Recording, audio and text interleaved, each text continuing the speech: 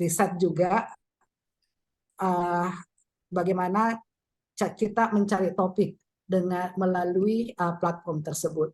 Nah, baiklah, untuk malam hari ini kita akan fokus pada pencarian topik yang tren ya melalui bibliometrik. Dan langsung saja saya persilakan kepada pemateri kita, narasumber kita, Bapak Dr. Fahmi Gunawan. Dengan hormat disilahkan. Oke, terima kasih Bapak Samsalam dari Aussie. Assalamualaikum warahmatullahi wabarakatuh. Waalaikumsalam warahmatullahi wabarakatuh.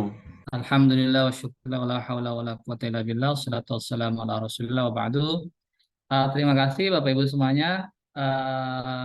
Alhamdulillah pada malam hari ini adalah malam pertama dari modul kedua yang akan kita bahas bersama-sama dan diskusikan secara bersama-sama.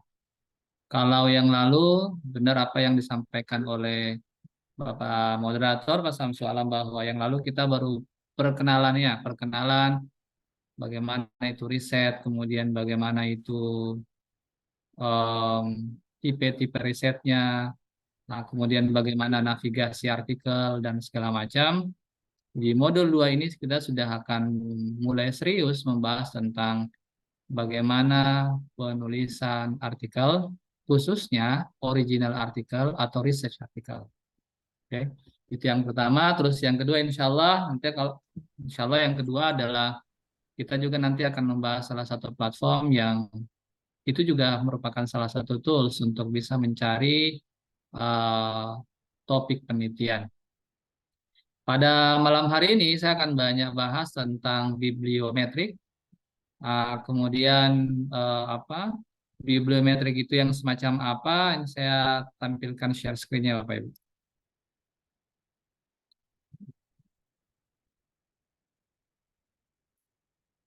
Oke. Salah satu cara untuk bisa menulis dan menemukan topik yang baik itu adalah dengan menggunakan bibliometrik. Nah, kemudian mengapa harus bibliometrik? Ya, nah ini sebelum saya bahas bibliometrik, ini ada ya Bapak Ibu ya. Tunggu.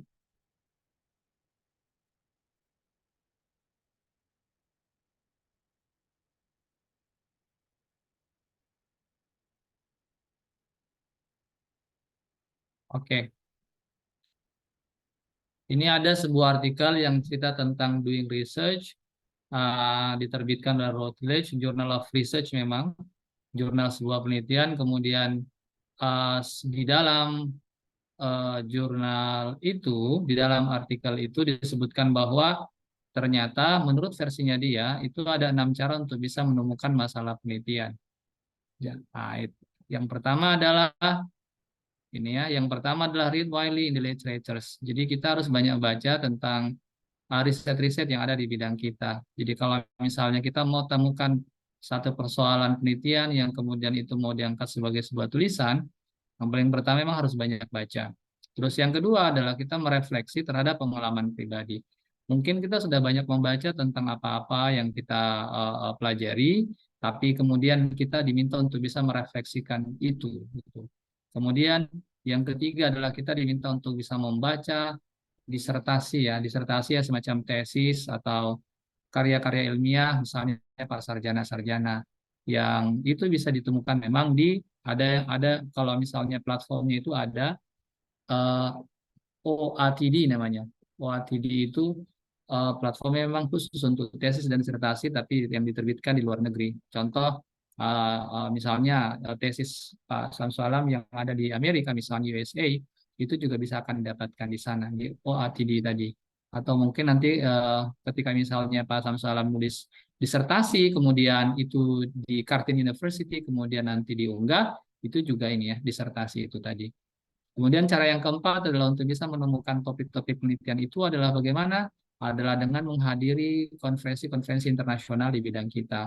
Ini barangkali sudah dilakukan oleh Bapak Ibu semuanya. Bapak Ibu semuanya mungkin pergi dalam negeri atau mungkin luar negeri. Kemudian nanti ada seminar-seminar, seminar nasional, seminar internasional, Nah, dan di sana kan banyak ketemu teman-teman kolega dan di sana nanti bisa memperluas networking. Kemudian setelah itu ya kira-kira nanti bisa mendapatkan apa? Mendapatkan topik penelitian di sana. Kenapa? Karena memang kita banyak jumpa dengan orang lain. Selanjutnya, yang paling terakhir di sini kata si editor itu adalah bahwa kita bisa mengeksplorasi berbagai macam metode penelitian. Nah, metode penelitian nanti kita akan bahas pada modul-modul selanjutnya. Oke, Bapak Ibu. Nah, kemudian salah satu cara untuk bisa membaca apa namanya untuk bisa menemukan satu topik penelitian itu dengan membaca banyak tadi itu dengan cara apa? Dengan cara menggunakan bibliometrik. Mungkin Bapak Ibu sudah sudah familiar dengan bibliometrik itu sendiri ya? Atau gimana? Atau barangkali baru juga baru dengar atau bagaimana ya? Mungkin ada juga gitu. Kalau misalnya memang ada yang sudah pelajari, mungkin kita bisa explore lebih lanjut apa itu bibliometrik. Baik. Bibliometrik itu yang semacam apa? Bibliometrik atau dengan kata lain sainstometrik itu adalah serangkaian metode statistik dan matematis yang digunakan untuk bisa menganalisis dan mengukur publikasi. Jadi di situ di sainstometrik itu atau bibliometrik itu bisa kita ukur publikasi seperti artikel jurnal, ada buku edit volume juga ya. Buku edit volume ini yang mana? Buku edit volume ini yang satu buku kemudian ditulisnya rame-rame. Ya, contoh misalnya ada satu tema besar kemudian ditulis oleh 10 orang atau mungkin ditulis oleh 5 orang. Dan ini biasa lazim. Di Telepon Line sendiri atau Telegram Fancy sendiri itu ada banyak sekali buku-buku edit volume ya. Kemudian yang kedua adalah ini adalah sebuah cara untuk bisa mendeteksi profil publikasi terhadap sebuah topik penelitian. Jadi Bapak Ibu kalau misalnya mau tahu riset-riset yang lagi tren, topik-topik yang lagi tren, ya harus Bapak Ibu baca riset-riset tentang yang bercerita tentang bibliometrik itu sendiri. Kemudian analisis ini biasanya memanfaatkan banyak tools ya, karena memang karena memang yang namanya bibliometrik itu tidak bisa dihindarkan dari tools. Contoh tools yang bisa digunakan adalah Viewer, ada Sitespace, ada NoteXL, ada Social Network Analysis (SNA), bahkan ada Open Knowledge Map, ada Publish or Perish. Bibliometrics ini banyak versinya ya. Bibliometrics itu ada versi 1, versi 2, versi 3. Kemudian ada HTML package, ada Biblioshiny dan seterusnya dan seterusnya. Itu semua adalah aplikasi yang biasanya digunakan untuk bisa menemukan tren ya topik penelitian yang ada di dunia ini. Nah, kemudian bagaimana kira-kira manfaatnya apa kontribusinya bibliometrik itu terhadap dunia akademik? Yang paling pertama adalah bibliometrik ini bisa mengidentifikasi tren, kemudian topik dan pola pertumbuhan ilmu pengetahuan yang beragam disiplin ilmu ya. Kemudian yang kedua adalah dia bisa menganalisis kebaruan atau keusangan serta distribusi penyebaran referensi ilmiah. Bapak Ibu kalau pakai di bibliometrik ini kita bisa tahu riset-riset yang terbaru di bidang kita sudah sejauh mana itu dilakukan. Contoh kalau Pak Sumarno Ternate misalnya ini cerita tentang e-learning misalnya. Kemudian kita mau tahu yang mana ya tren riset itu sudah sejauh mana itu dilakukan, topik yang baru itu yang mana ya. Nah, ini kita bisa menggunakan bibliometrik itu sendiri. Kemudian bisa juga mengestimasi produktivitas penerbit, penulis, negara, seluruh disiplin ilmu juga ada ya. Kemudian adalah ini yang paling penting adalah bibliometrik itu juga bisa menjadi penelitian payung di setiap program studi masing-masing universitas. Kadang-kadang kalau misalnya kita ada di Kaprodi ya, di program studi itu kita tidak tahu sudah sejauh mana riset-riset di bidang kita. Contoh kalau misalnya ada kawan-kawan kita dari pendidikan matematika atau nanti di pendidikan fisika, kemudian riset-riset yang diusulkan oleh mahasiswa kita S1, S2, S3, ya mungkin itu saja. Mengapa dibilang itu saja? Karena memang tidak punya panduan, tidak punya penelitian payung, karena memang dia tidak tahu tren-tren riset itu yang sudah sejauh mana dilakukan. Jadi ya asal apa yang diusulkan dan itu biasanya berulang-ulang saya temukan. Ya kadang-kadang kalau misalnya teman-teman di prodi saya tanya-tanya itu riset kamu tentang apa? Ya dia bilang itu lagi. Ya kalau misalnya cerita pengaruh A ke B itu terus atau kalau hubungan A ke B itu terus. Ya, tidak ada ganti-gantinya, tidak ada variasinya. Nah, jadi nanti bibliometrik ini adalah salah satu cara untuk bisa apa? Untuk bisa membuat satu variasi lah kira-kira semacam itu. Oke, selanjutnya dia juga bisa mengevaluasi hasil penelitian topik penelitian tertentu selama periode tertentu secara kuantitatif ya. Itu bibliometrik. Kemudian bisa juga menjadi tadi yang saya sampaikan adalah bisa menjadi penelitian payung buat kita semuanya di program studi atau mungkin di fakultas di program studi ya, atau mungkin di jurusan kita masing-masing dan bisa menjadi pijakan dasar untuk riset-riset di masa yang akan datang. Selanjutnya ini juga yang paling penting. Bibliometrik itu penting. Kenapa? Karena nanti dia bisa menjawab pertanyaan reviewer tentang sejauh mana isu penelitian kita sudah dibahas oleh para sarjana. Biasanya kan kalau kita nulis di pendahuluan itu, misalnya di kalimat pertama kita mengatakan bahwa riset tentang e-learning sudah menarik perhatian para sarjana dunia, ya kan? Kemudian nanti ditanya menarik perhatian sarjana dunia itu kira-kira itu secara bibliometriknya semacam apa, perkembangannya semacam apa. Ini dia mainnya si bibliometrik ini. Bidang-bidangnya apa saja? Ada banyak bidang ya.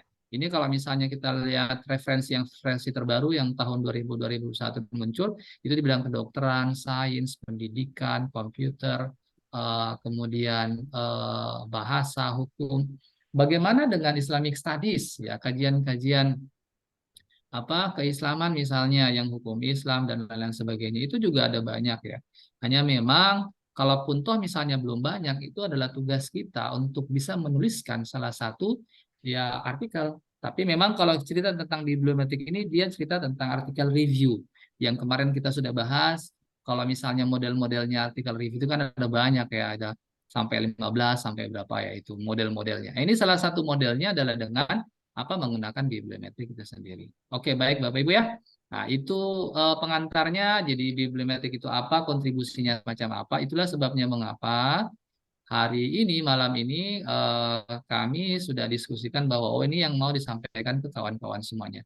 Supaya paling tidak ada insight baru, ada pengetahuan baru buat kawan-kawan semuanya. Baik, kita melangkah satu persatu contoh-contohnya. Ini ada salah satu jurnal, ini jurnal ada Journal of Pedagogical Research, ini jurnal nomor number one ya di dunia. Itu cerita tentang apa? Bagaimana tren penelitian secara global itu pendidikan matematika secara berapa? Misalnya kurun waktu 5 tahun terakhir.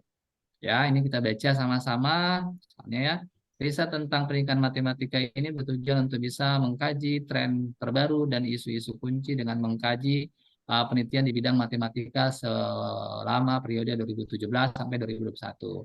Untuk tujuan itu ada 5 ya, ada 5 major ya, ada 5 jurnal akademik peer review utama yang kemudian diindeksasi oleh SSCI.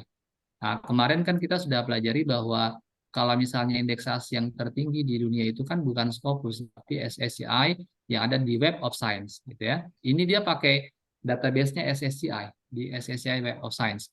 Kemudian itu dikaji dengan detail. Ini jurnal-jurnalnya namanya apa? Kalau misalnya jurnal top-top dunia itu yang ada di Web of Science ya, dan terindeks oleh SSCI itu contoh Educational Studies in Mathematics. Itu ada satu, kemudian ada juga Journal for Research in Mathematics Education, ada International Journal of Science and Mathematics Education, Journal of Mathematics Teachers Education, and Mathematics Thinking and Learning. Total artikel yang direview ini ada 881 artikel yang dikaji yang masuk dalam skop penelitian. Analisis bibliometrik, ya kan? Di sini ada analisis bibliometrik dan SNA. SNA itu tadi analisis network sosial, jaringan sosial itu digunakan untuk bisa menganalisis langkah-langkahnya. Kemudian kombinasi-kombinasi kata-kata kunci yang sering muncul, konsep-konsep yang ada di abstrak itu juga ditindakan untuk bisa membuat analisis yang relevan. Kemudian hasilnya bagaimana? Misalnya hasilnya ini ternyata menemukan bahwa dalam rentang 2017 sampai rentang 2021, isu-isu penelitian yang memang utama dan sangat fokus itu di bidang matematika, itu memang dia mengungkapkan beberapa hal. Yang bagaimana? Misalnya kajian-kajiannya dalam pendidikan matematika itu. Yang pertama adalah Mathematics Teachers and Teacher Education. Jadi bagaimana riset tentang guru matematika dan pendidikan guru, ya.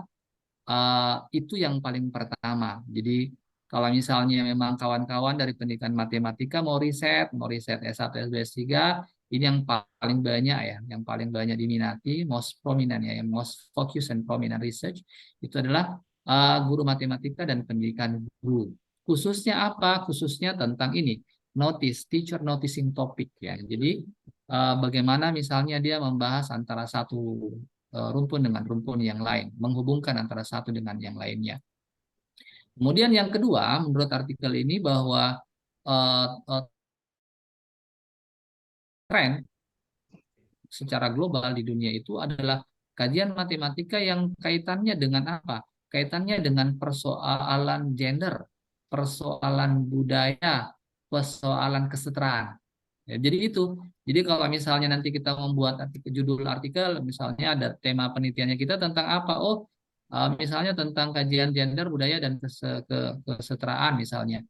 Misalnya bagaimana persoalan itu, gender, budaya, dan kesetaraan itu kemudian terjadi misalnya di prodi apa, kemudian nanti di mana, di UIN Makassar atau di mana begitu. Itu bisa ya. Nah, selanjutnya kajian matematika tentang problem posing. Ini ada ya. Kalau misalnya teman-teman matematika pasti anulah familiar dengan ini. Kemudian problem solving, bagaimana penyelesaian masalah-masalah.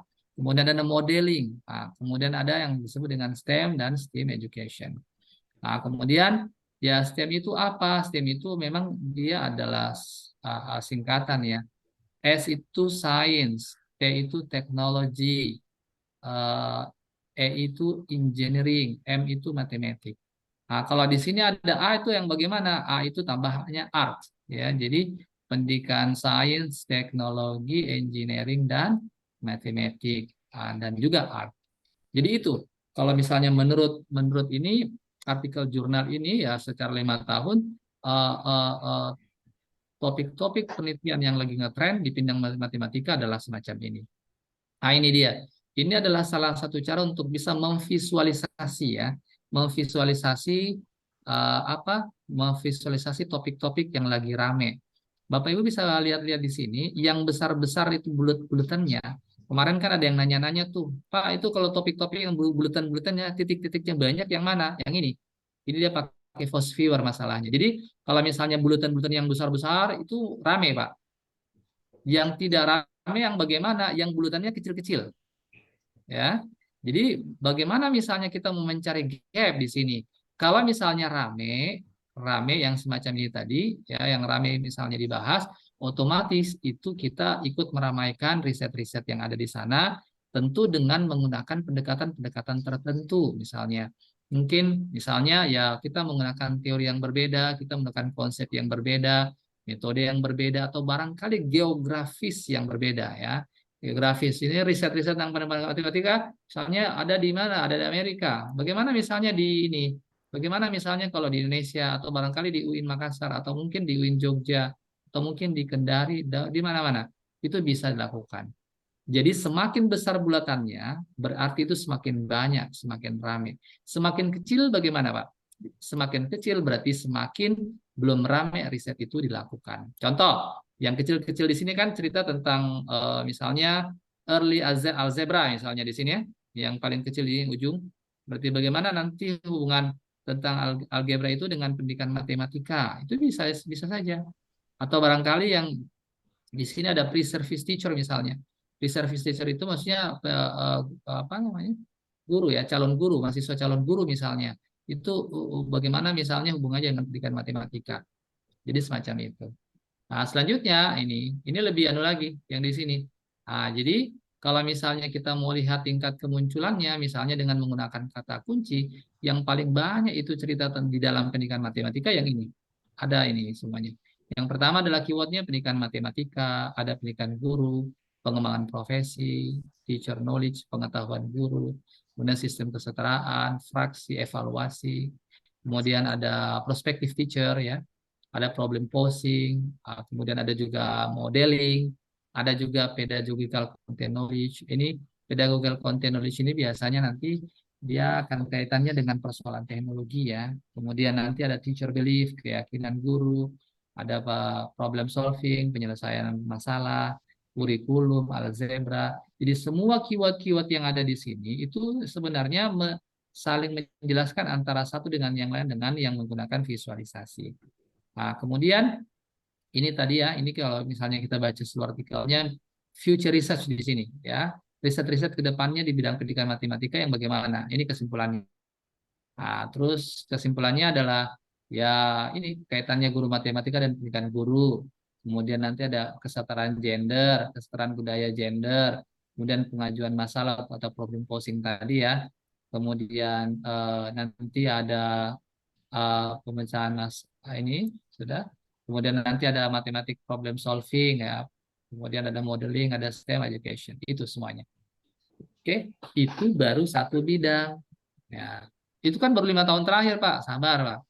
Yang namanya bibliometrik itu dia bisa mengkaji 5 tahun, 10 tahun, 20 tahun, 30 tahun terakhir. Bahkan sampai 40 tahun terakhir bisa. Iya kah? Bisa. Nah, mungkin ada yang bertanya-tanya, apakah bisa riset ini kan risetnya review ya Pak ya? Iya, apakah nanti bisa digabungkan dengan riset lapangan? Apakah nanti bisa digabungkan dengan riset lapangan?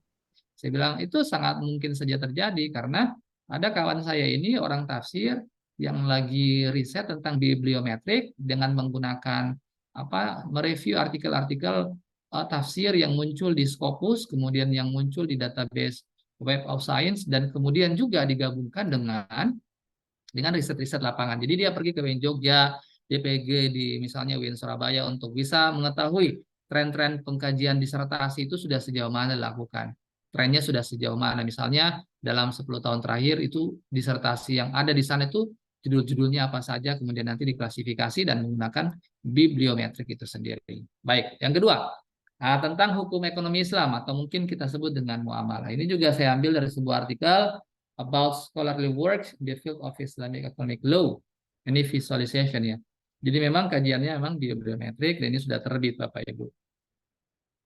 Ini bisa dilihat. Kalau tadi yang buletan-buletan, bulat banyak sekali bulat-bulatnya. Nah, kalau yang ini bagaimana? Yang ini dia pakai warna-warna. Bapak Ibu kalau misalnya dilihat di sini warna-warna ini Islamic Economic Law, hukum ekonomi Islam ini besar ya. Berarti memang sudah banyak sekali yang kaji di sini Bapak Ibu. Nah, kemudian di misalnya Islamic Economic Law, nah, kemudian di sini ada yang agak buram-buram sedikit itu masih jarang ya. Jadi kalau misalnya warnanya agak terang-terang itu rame Pak. Ya, misalnya di sini hubungan antara misalnya hukum ekonomi Islam teori-teorinya, kemudian hubungannya dengan ekonomi, kemudian nanti hubungannya dengan misalnya Republik Islam, ya negara-negara Islam, hubungannya dengan perempuan. Nah, kalau misalnya yang agak buram-buram itu bisa dijadikan sebagai loncatan buat kita untuk bisa Untuk bisa menulis di sana. Jadi mungkin hukum kontrak misalnya dan hukum ekonomi Islam yang memang dia ada kaitannya dengan persoalan perempuan itu bisa saja dilakukan. Oke, ini ada abstraknya kita sama-sama pelajari. Ini topiknya tentang hukum ekonomi Islam. Dan ini bertujuan untuk bisa mengeksplorasi topik dan tren di bidang apa? Di bidang hukum ekonomi Islam dalam 3 dekade terakhir. Kalau 3 dekade terakhir, Bapak Ibu berarti 30-an tahun. 92 sampai 2021. Itu sangat luar biasa itu. Luar biasa lama gitu maksudnya. Nah, apa yang digunakan ini? Publish or perish. Nah, kemarin kan kita sudah pelajari kan, publish or perish. Kemudian ada Force Viewer misalnya digunakan, kemudian ada juga Open Knowledge Maps, adalah tool yang digunakan untuk bisa memproses dan menganalisis data. 169 artikel itu diambil dengan menggunakan kata kunci. Kata kuncinya adalah hukum ekonomi Islam. Database-nya, kalau yang tadi kan kita menggunakan database indeksasi yang disebut dengan Web of Science. Kalau ini database-nya Google Scholar. Ya. Bagaimana hasilnya? Hasilnya ini menunjukkan bahwa tren-tren yang muncul yang meningkat dalam publikasi tentang ini dalam 30 tahun terakhir itu dia mendapatkan ada 645 sitasi. Kemudian topiknya itu cenderung untuk bisa dibahas tentang apa konteks teori, ada implementasi melalui pendekatan studi kasus, ada perspektif, ada paper review, ada review artikel juga yang mengelaborasi kontrak ya, apa hukum ekonomi Islam tapi kontrak, kemudian nanti ada riset-riset di bidang hukum Islam untuk ekonomi misalnya.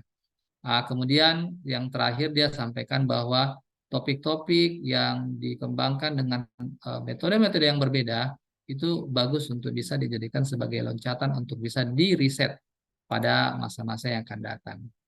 Oke, jadi gitu Bapak Ibu. Jadi selama 30 terakhir kalau riset tentang hukum ekonomi Islam, yang tren yang bagaimana, yang tadi ya yang sudah saya sampaikan. Nah, ini yang ada anak-anak panahnya Bapak Ibu, ini bisa langsung saja. Misalnya tren tren tren topik penelitian hukum ekonomi Islam yang kaitannya dengan ini ya. Hukum dengan ekonomi, kemudian nanti kaitannya dengan ekonomi Islam, kemudian Islamic Corporate Governance, ada business ethics, legal system, Islamic banking law, Islamic institution. Nah, kemudian ini kesimpulannya Bapak Ibu ya. Ringkasannya, pertama, tren-tren topik penelitian tentang hukum ekonomi Islam dalam 30 tahun terakhir adalah persoalan hukum dan ekonomi. Yang kedua, hukum dan ekonomi Islam, hukum dan tata kelola perusahaan Islam, hukum dan etika bisnis, hukum dan legal system. Nah, ternyata kalau hukum itu bidangnya umum, kalau legal system bidangnya memang hanya membahas 3 hal katanya. Saya pernah konsultasi dengan teman-teman hukum, ternyata kalau legal system itu hanya 3 hal yang dibahas, ada budaya hukum dan lain-lain sebagainya. Ada hukum dan hukum perbankan Islam, kemudian hukum dan institusi Islam, hukum kontrak. Tetapi ini semuanya desainnya bagaimana? Dia menggunakan perspektif teoritis dan menggunakan pendekatan studi kasus. Bagaimana misalnya dengan desain-desain penelitian yang lain, desain-desain riset yang lain? Selain studi kasus, ada nggak kira-kira cerita tentang hukum dan etika bisnis? Ya, contoh kayak fatwa MUI misalnya. Itu kan cerita tentang mungkin cerita tentang etika ya. Contoh tentang apa tuh fatwa MUI tentang halal, konsep halal dan haram misalnya.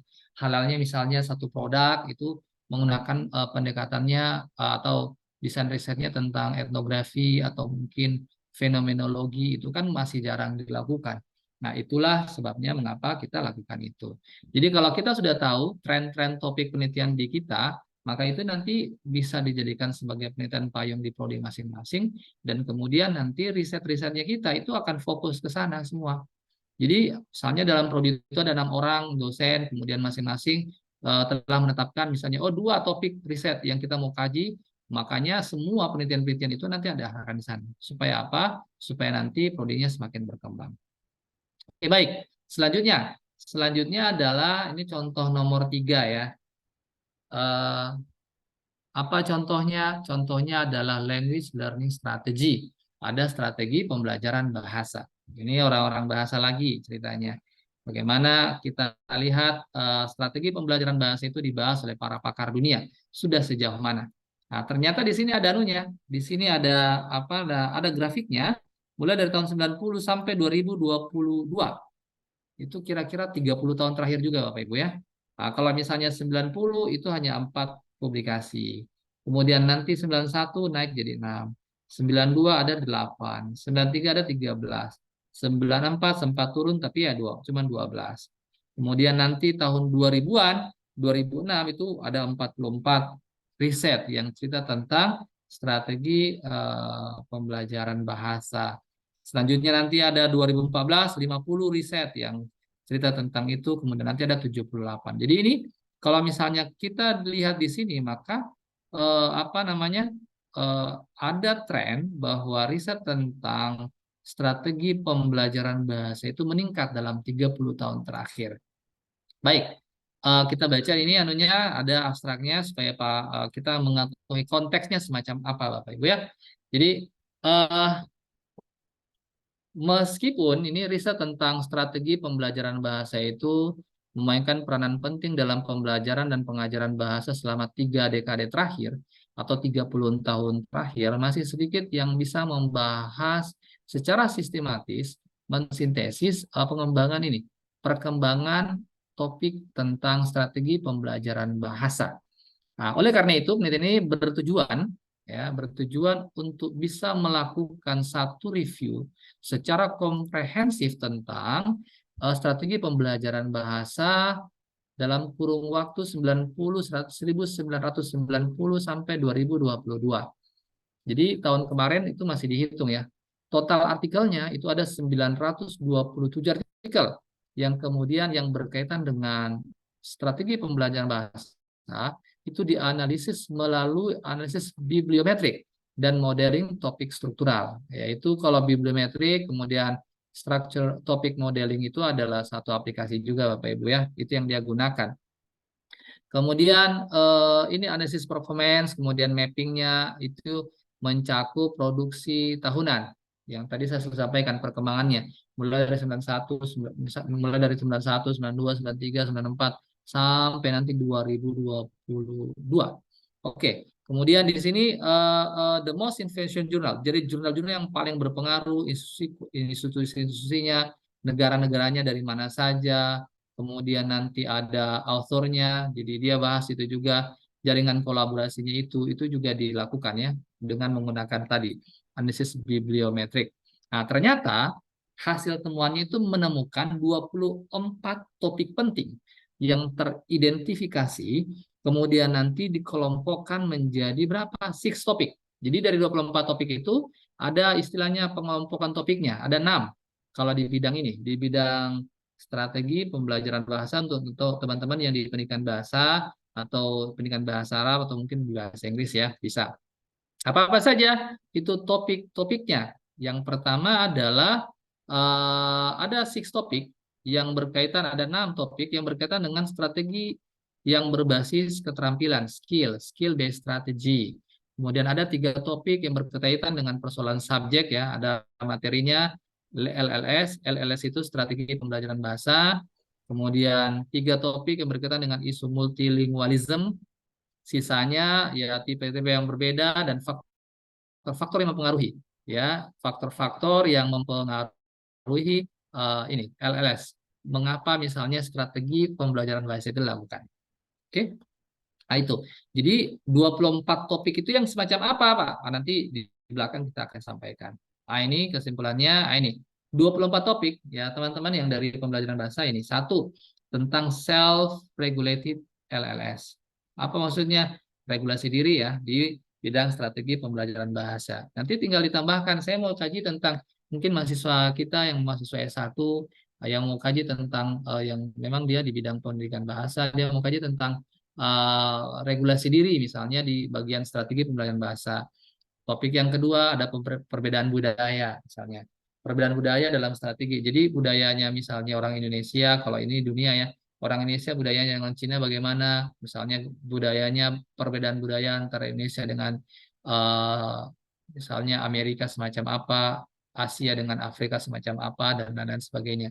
Atau mungkin perbedaan budaya dalam strategi pembelajaran bahasa. Ini kita sama-sama di Aussie nih ceritanya bagaimana cultural difference-nya, perbedaan budaya antara Aussie dengan Amerika, Aussie dengan Inggris misalnya, itu bisa dibahas. Nah, yang lebih anu lagi, lebih sempit lagi, mungkin perbedaan budaya. Satu misalnya orang kalau di Kendari ya ada namanya orang Tolaki, ada orang Muna, orang Buton, kan beda-beda itu cara belajarnya, strategi pembelajarannya. Jadi beda-beda. Jadi yang kita kaji ya itu perbedaan budayanya semacam apa. Selanjutnya ini ada multilingualism ya, bagaimana menggunakan bahasa yang banyak dalam strategi itu. Kemudian ada evaluasi diri, kemudian ada pembelajaran. Kalau di sini Chinese learners ya. Kemudian ada reading strategy, strategi membaca.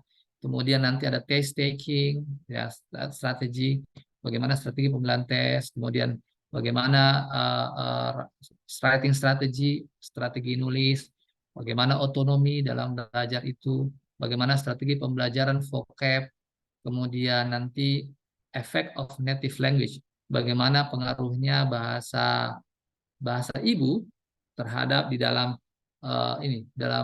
pembelajaran bahasa, bagaimana cerita tentang strategi listening strategi, belief misalnya sistem keyakinan dalam itu, kemudian nanti ada strategi pembelajaran yang kaitannya dengan kata-kata, Jadi ada 24. Nah, teman-teman yang di ini barangkali bisa ya, bisa nanti mengkaji itu salah satunya saja. Atau mungkin karena ini adalah misalnya topik-topik yang lagi tren ceritanya, itu bisa dijadikan sebagai salah satu cara, salah satu bahan untuk bisa menyusun proposal di Tabdimas untuk bisa nanti mendapatkan dana. Ya, cerita tentang proposal, Pak Samsalam dan kawan-kawan itu punya satu apa namanya? Punya satu website yang sudah sangat luar biasa dan ini lagi sedang diuji coba. Itu nanti Bapak Ibu tinggal masukkan kata kunci, kemudian muncul nanti itu, muncul proposalnya secara lengkap, mulai dari pendahuluan literatur review metode. Pokoknya lengkap itu lengkap. Nah, nanti semacam apa mungkin nanti pas di akhir-akhir ya kalau misalnya ini sudah selesai dan kemudian dilanjutkan oleh kawan dari Samsalam. Kemudian lanjut lagi Bapak Ibu ini cerita tentang apa transfer bahasa, language transfer in LLS. Ada juga misalnya dalam strategi pembelajaran bahasa yang berbantu komputer, motivasi dalam strategi pembelajaran bahasa, bilingualisme, ada translingualisme, ada emotion, emosi juga ada. Ya, jadi ada 24 topik riset yang lagi tren tahun 90 sampai 2020-an. Nah, ini kita dibantu ya. Di sini ada 2027 sampai 2022. Kalau misalnya kita melihat trennya, kalau tahun 2027 itu hanya 3 riset. Oh, kalau ini sorry. Kalau ini tren topik riset di STEM, di PAUD ya. Jadi ini sudah, kalau yang tadi adalah tren topik penelitian strategi pembelajaran bahasa dalam 3 bulan terakhir. Kalau ini contoh yang lanjutnya. Contoh selanjutnya STEAM, tapi di bidang PAUD atau PIAUD. Topik risetnya semacam apa? Ini ada artikelnya, itu terbit di Research in Science Technology Education ya. STEM di pendidikan PAUD, sebuah analisis bibliometrik. Ini dilihat secara tahunan 2027 sampai 2022 ternyata kalau 2007 itu hanya 3 riset, 2008 turun jadi 2 riset, 2009 tidak ada sama sekali. Kemudian nanti sekitar tahun 2019, 2018, mulai dari 2018, dari 18, 17, 2017, 18, 19, 2020 sampai nanti 2022 itu publikasi tentang STEM tadi itu STEM itu apa yang tadi ya? Science, Technology, Engineering, and Mathematics di bidang PAUD. Ya. Kemudian ini abstraknya. Abad teknologi pada teknologi pada abad ke-21 itu memang apa namanya? Banyak ya. Ya dia mengkaji tentang pendidikan STEM, kemudian nanti pendidikan dan pengajaran tentang STEM, sains, teknologi, engineering, dan matematik di anak usia dini itu juga sudah menarik perhatian para pakar dunia. Kemudian kalau tujuannya, riset ini bertujuan untuk bisa mengkaji satu review yang holistik, mengkaji tentang STEM di pendidikan anak usia dini. Kemudian dia melakukan analisis bibliometrik terhadap 129 artikel, kemudian yang itu dipublikasikan di jurnal-jurnal pendidikan, tapi melewati database Web of Science. Lagi-lagi ini menggunakan Web of Science ya Bapak Ibu.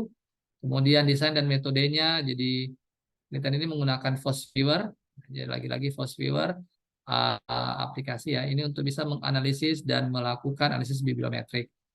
Kemudian dari situ nanti hasilnya semacam apa? Ternyata memang ada banyak ya. Hasilnya adalah mayoritas riset tentang STEM di PAUD itu dilakukan di negara-negara berkembang. Seperti apa? Amerika, kemudian Turki dan Australia. Ini ternyata kuat ya. Bagaimana misalnya dengan Indonesia? Indonesia tidak disebutkan di sini, makanya mungkin bisa dikaji teman-teman di PAUD. Tapi memang dia arahnya ke STEM itu sendiri. Selanjutnya adalah kunci dari literatur STEM itu di pendidikan ini itu cenderung untuk bisa mengkaji beberapa hal. Yang pertama adalah tentang pendidikannya sendiri, kemudian masuk di persoalan robotik, ya robot, kemudian nanti masuk di persoalan Mindstorm. Mindstorm seperti apa nanti dibahas di sini. Ini ya, Ini jadi ada sekitar 10 riset di bidang ini, di bidang STEM ini yang memang paling banyak dikutip ya. Paling banyak dikutip di artikel itu. Yang paling banyak apa? Misalnya yang paling banyak adalah ini artikel tentang pengaruh eh, robot ya, dan pengaruh workshop programming dan robot secara intensif yang berbasis kelas terhadap kemampuan ya di anak usia dini itu sendiri. Jadi ini disusun ada 10 riset-riset yang paling banyak dikutip. Nah, kemudian kesimpulannya bagaimana? Nah, kesimpulannya nih Bapak Ibu.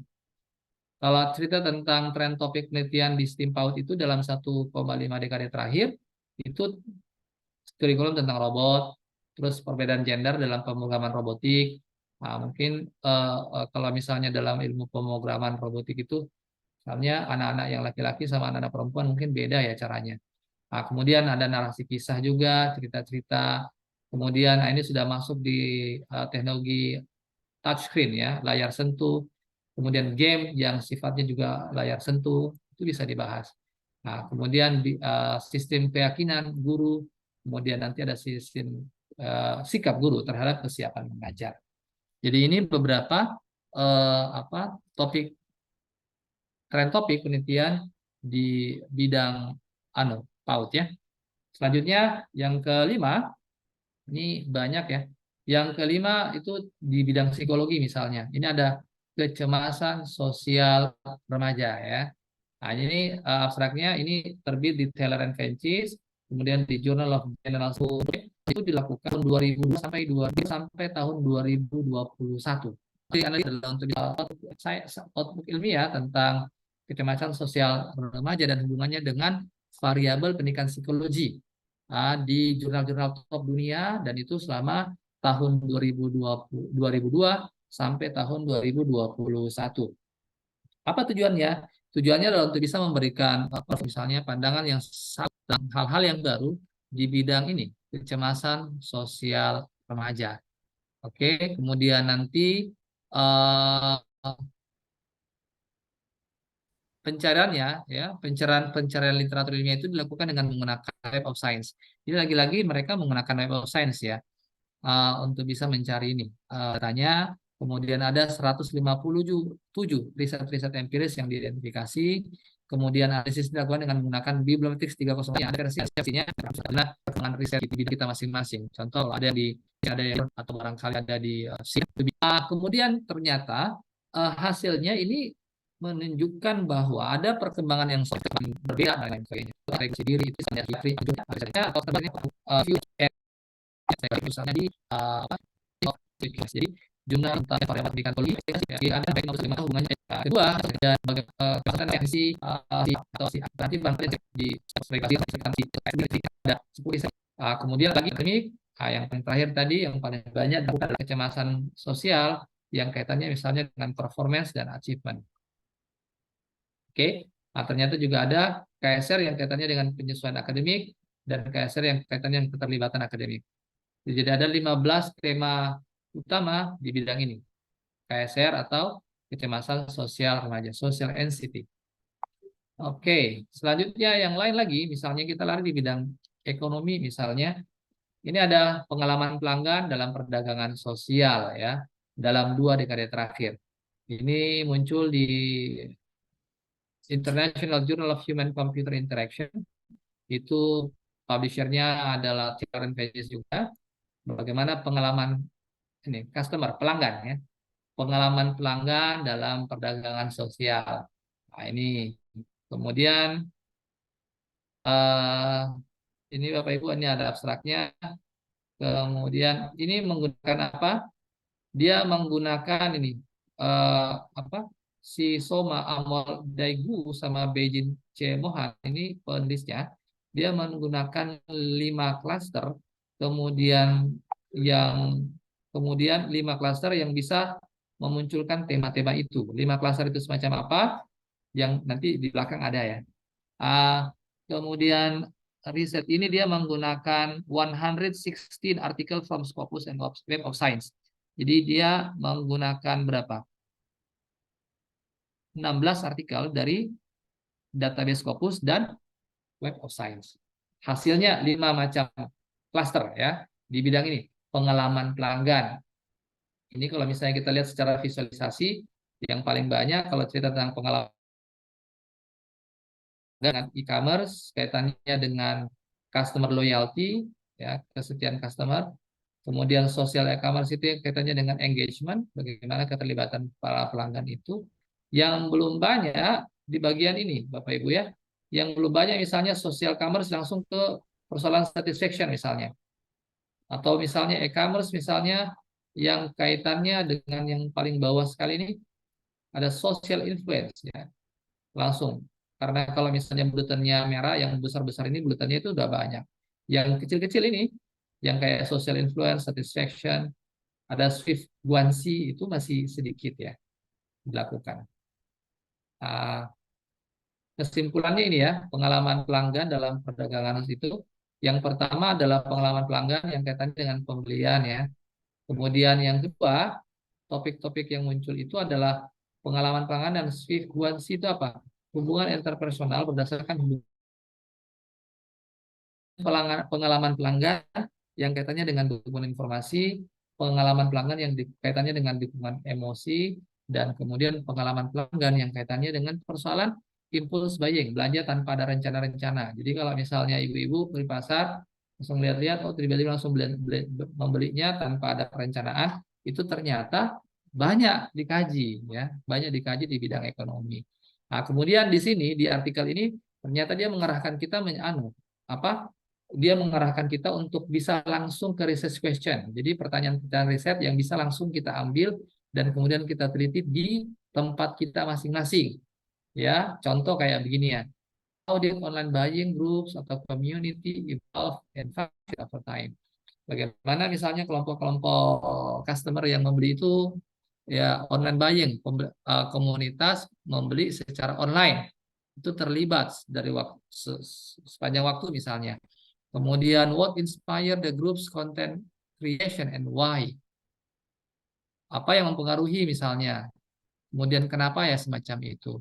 Ini ada banyak ya. Ada 8 pertanyaan yang kaitannya dengan klaster pengalaman pelanggan yang kaitannya dengan komunitas membeli secara online. Kemudian di sini juga ada pertanyaan-pertanyaan. Contoh kalau misalnya impulse buying ya, impulse buying itu yang belanja tanpa ada rencana-rencana sama sekali. Itu ada 4 pertanyaannya yang bisa kita gunakan untuk di riset kita masing-masing. Kan ini bisa dimodifikasi. Kalau misalnya impulse buying-nya sama pengalaman pelanggan ini misalnya di Cina, kemudian kita ambil misalnya atau mungkin di India kita ambil misalnya di Kendari, kita ambil di Makassar, kita ambil di Jogja, kita ambil di mana. Nah, nanti bisa dianalisis. Atau kalau Anda nanti mahasiswa kita yang S1 mungkin bisa ya, bisa langsung riset itu. Oke, Bapak Ibu ya, itu. Kemudian ini psikologi klinis. Ini kalau psikologi klinis, misalnya ini ada suatu jurnal Psychology, Health and Medicine. Ini ada analisis dan prospek psikologi klinis berdasarkan topik ya, topik-topik yang memang lagi hot research topik di dalam dekade-dekade terakhir. Ini risetnya tahun 1981 sampai 2018 yang dikaji. Kemudian dia itu menggunakan latent direct allocation (LDA). Ini ada aplikasi juga ya, sama dengan Fosviewer itu tadi. Kemudian hasilnya macam apa? Ini kita lihat ya. Jadi ini topik-topiknya yang memang di bidang psikologi klinis 81 sampai 2018. Itu cerita tentang apa? Treatment method, ada cerita tentang meta-analisis, ada cerita tentang post-traumatic disorder, ada suicide, ya bunuh diri, ya, ada konseling dan psikoterapi, misalnya.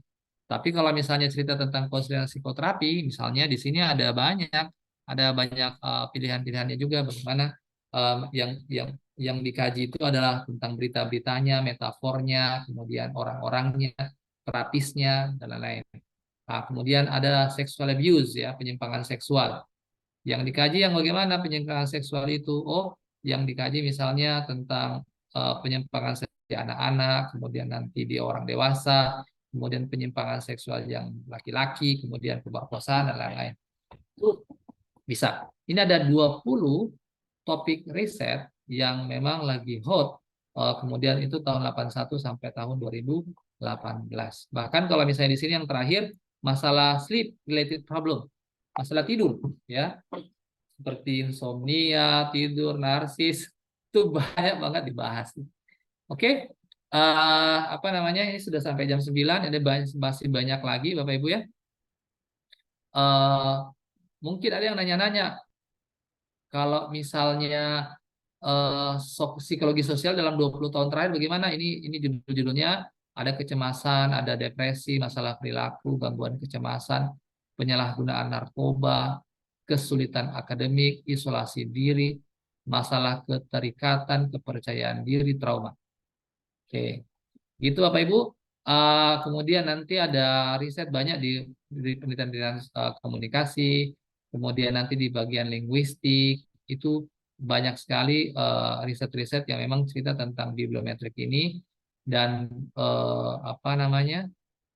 Mungkin sebelum saya bahas tentang apa segala macam, ada yang mau bertanya, silahkan, supaya paling tidak kita tidak satu arah saja ya. Nah, ini terakhir ya, ini bagian agama misalnya, mungkin yang bagian hadis. Ini cerita tentang pluralisme agama, topik-topik yang memang lagi tren dalam 20 tahun terakhir, kajiannya agama. Pluralisme agama, kebebasan beragama, identitas agama, pendidikan agama, agama dan politik, dialog antar agama, ekstremisme agama, etika agama, seni dan agama, agama dan sains, itu semua menjadi pusat riset dalam 20 tahun terakhir. Ini sudah tadi. Kalau pendidikan sudah ya. Nah, ini riset-riset pendidikan. Kalau misalnya teman-teman yang mau di bidang pendidikan, keadilan pendidikan, kekurangan guru, integrasi teknologi, desain kurikulum, ada kesehatan mental siswa, pendidikan anak usia dini, pendidikan inklusi, keamanan sekolah, evaluasi dan akuntabilitas, pembiayaan dan alokasi sumber daya ya. Sebagai kesimpulan, apa kesimpulannya? Oh, ternyata kesimpulannya adalah penguasaan peta besar pengetahuan dalam sebuah disiplin ilmu itu menjadi sesuatu yang sangat luar biasa penting. Kemudian yang kedua adalah topik riset itu selalu, kalau tadi kita belajar, itu selalu menghubungkan dua variabel seperti agama dan politik, kecemasan sosial remaja dan harga diri, kemudian misalnya pengalaman pelanggan dan impulse buying, ya selalunya begitu, dua variabel ya. Kemudian kesimpulan yang ketiga adalah seorang peneliti diminta untuk bisa mengasah level sensitivitasnya terhadap perkembangan tren, topik, masalah ya dalam satu disiplin ilmu. Kemudian caranya bagaimana? Mungkin ada yang tanya-tanya, ini saya mau tahu di bidang saya.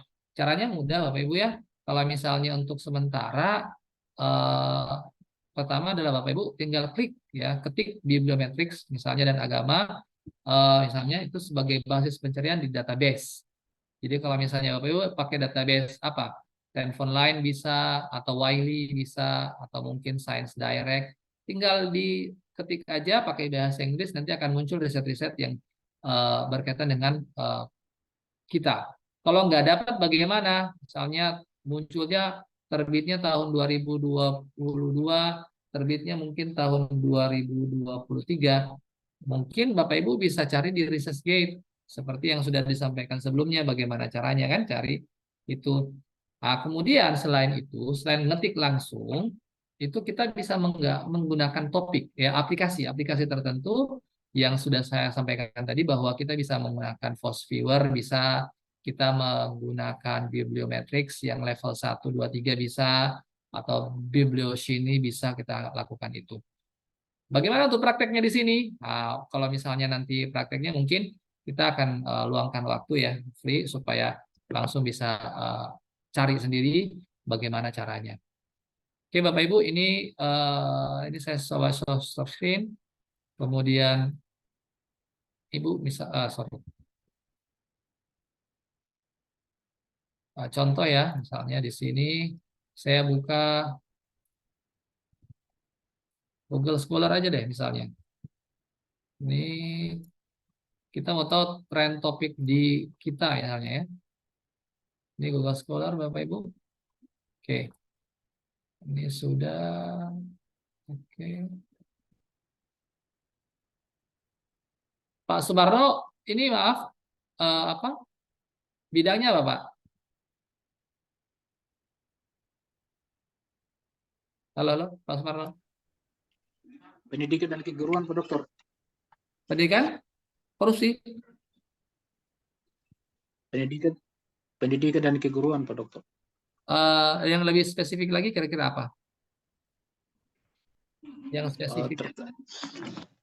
Terkait dengan manajemen berbasis sekolah, coba Pak Dokter. Manajemen berbasis sekolah misalnya ya, manajemen. Ada nggak kira-kira? Nanti kita cari gitu. Nah, ini ada pemetaan penelitian mahasiswa pasca sarjana manajemen pendidikan ya. Tapi ini manajemen pendidikan Universitas Negeri Malang 2012 sampai 2016 menggunakan kajian bibliometrik. Itu sudah ada ya, tahun 2018 itu di UM. Kemudian ini ada riset-riset tentang bibliometrik di perguruan tinggi berbasis Islam tahun 2014 sampai 2016. Nah, kemudian di sini ada ini skripsi ya, skripsi analisis bibliometrik terhadap tesis Magister Ekonomi Syariah UI dan Universitas Indonesia dan Universitas Islam Negeri Jakarta misalnya, itu ada perbandingan. Jadi begitu ya kawan-kawan, nanti bisa ini bahkan ada analisis bibliometrik artikel jurnal Takdib 2015 sampai 2017. Kalau misalnya dilihat-lihat di sini masih sedikit-sedikit tahunnya, belum ada yang 30 tahun terakhir, belum ada yang misalnya pakai database Web of Science. Ya, bisa pakai database Google Scholar juga bisa, database apa DOAJ juga bisa, atau mungkin Dimension juga bisa. Ya tergantung kita maunya yang bagaimana begitu. Ya, itu tinggal diketik aja bibliometrik dan ini langsung dan apa begitu. Nah, bagaimana kalau misalnya riset kita tidak ada?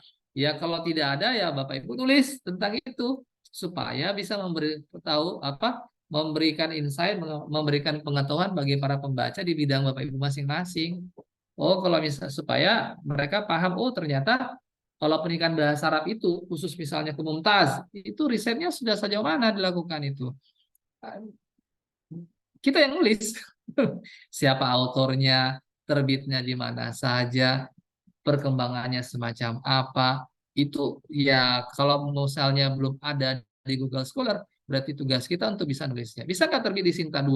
Sangat bisa. Tadi di bibliometrik yang saya sampaikan tadi di penerbit-penerbit besar. Di Teller and Francis, ada di Science Direct, ada di Wiley. Macam-macam. Itu mereka menerima semua riset-riset yang semacam itu. Oke, mungkin itu dulu diskusinya. Saya kembalikan ke Pak Samsalam untuk bisa diskusi lebih lanjut. Oke, baik. Ini kita sudah terima banyak pertanyaan. Oh ya, mungkin saya bisa screen share dulu.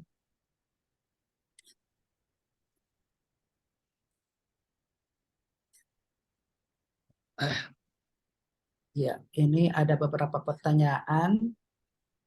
Sudah kelihatan. Ya, yang pertama ini mungkin ada beberapa yang sama ya, tapi kita akan bahas beberapa yang sepertinya lebih yang paling dibutuhkan mungkin. Nah, ini yang pertama, apakah artikel yang membahas tren penelitian terkini juga dapat dilakukan dalam bentuk penelitian kualitatif? Ya, mungkin bisa langsung dijawab Pak Dr. Fahmi. Oke, siap. Oke, bisa nggak? Bisa. Kawan saya baru-baru ini dapat dana hibah puluhan juta, cerita tentang bibliometrik, persoalannya tafsir, Pak. Tapi dia kaji tentang tesis dan tesis-tesis yang digunakan dan judul topik-topik riset tentang tesis dan disertasi di beberapa universitas di Indonesia. Dia sampelnya UIN Jogja, UIN Jakarta, yang UIN besar itu. Bagaimana sejauh mana topik terkini di bidangnya dia. itu dia apa namanya, dia pergi langsung ke UIN Jakarta karena kan belum ada cerita tentang itu, jadi dia ke sana, kemudian nanti ke UIN Jakarta, kemudian ke UIN Jogja, kemudian nanti dia ke UIN Surabaya, nanya-nanya ke siapa, dia nanya ke pengelola pengelola program studinya. Kalau misalnya emang orang tafsir, dia ke sana kemudian nanya, ini bisa nggak kira-kira saya lihat riset-riset tafsir, judul-judulnya. Nah, nanti dikasih disertasinya, dikasih nanti tesisnya, kemudian nanti dia pelajari. Nah, dia pelajari setelah itu, dan memang harus gabungan, bukan hanya kualitatif, tapi memang digabungkan dengan kuantitatif. Kenapa demikian? Karena mau dihitung jumlahnya, ya kan? Dihitung jumlahnya, dihitung perkembangannya, mau dihitung. Misalnya tahun segini sampai tahun segini sudah berapa banyak? Oh, misalnya tahun 2000-an cerita tentang makna kumakza misalnya itu masih sedikit, mungkin belum ada ya. Atau oh, nanti 2006 bagaimana? Kemudian nanti 2010 semacam apa? Kemudian nanti 2015 semacam apa? 2020 lebih-lebih begitu. Jadi memang harus dikombinasi bisa. Jadi penelitiannya kualitatif, tapi nanti kombinasi dengan penelitian kuantitatif. Kenapa? Karena memang dia menghitung jumlah, ya. Jadi kalau misalnya jumlah jumlah publikasi sudah berapa lama banyak tentang tafsir, khususnya misalnya eh, misalnya Maqasidus Syariah misalnya, itu sudah berapa? Atau mungkin nggak usah jauh-jauh, Mumtaz sudah, atau Tamyiz itu sudah sejauh mana dilakukan? Jadi kayak gitu. Dan Oke, itu baik. sudah ada, ya Oh ya, sudah ada lagi lagi dilakukan risetnya. oh iya. Oke, jadi mungkin sudah cukup jelas ya untuk pertanyaan pertama. Selanjutnya pertanyaan kedua, apakah masih sedikitnya peneliti yang mengkaji suatu bidang ilmu bisa dijadikan sebagai landasan atau alasan meneliti bidang ilmu tersebut? Ya, Benar. Kalau misalnya dia sedikit, itu kan bisa istilahnya begini. Kalau misalnya memang dia rame lagi tren, kita meramaikan lagi, tentu dengan pendekatan yang berbeda, desain risetnya yang berbeda, ya. Contoh, kalau misalnya di bidang saya, ada yang disebut dengan apa namanya, misalnya naratif inquiry, cerita-cerita. Ya, misalnya cerita-cerita, misalnya teks-teks yang mengandung cerita-cerita tentang apa, nilai moral, cerita tentang globalisasi, cerita tentang apa di buku-buku teks misalnya. Nah, kemudian itu sudah rame, cerita-cerita itu sudah rame. Yang belum rame itu bagaimana menggabungkan desain riset yang berbeda. Nah, desain riset yang contoh yang bagaimana, cerita-cerita yang menggunakan gambar itu masih sedikit. Namanya foto naratif frame. Itu baru-baru kemarin ada risetnya di Science Direct muncul itu tahun 2021, cerita-cerita tapi menggunakan foto. Itu masih sedikit foto, namanya foto naratif frame. Nah, ketika saya selancar itu di beberapa database, apa namanya, ternyata masih sedikit. Masih sedikit itulah nanti yang kita bisa kaji. Kalau masih sedikit, ya kita kaji kira-kira missingnya di mana. Yang belum itu yang bagaimana. Kemudian kalau yang sudah banyak, yang kurang apanya. Makanya nanti di bagian gap reset ada yang disebut dengan what is lacking. Apa yang masih kurang. Yang kedua, what is missing. Apa yang masih ketinggalan begitu, yang masih ketinggalan yang belum dibahas oleh orang lain. Oke, jadi yang sedikit itu bisa dijadikan sebagai bahan riset, yang banyak juga bisa, tetapi menggunakan apa? Menggunakan teori, menggunakan metode, menggunakan konsep, menggunakan tempat yang berbeda.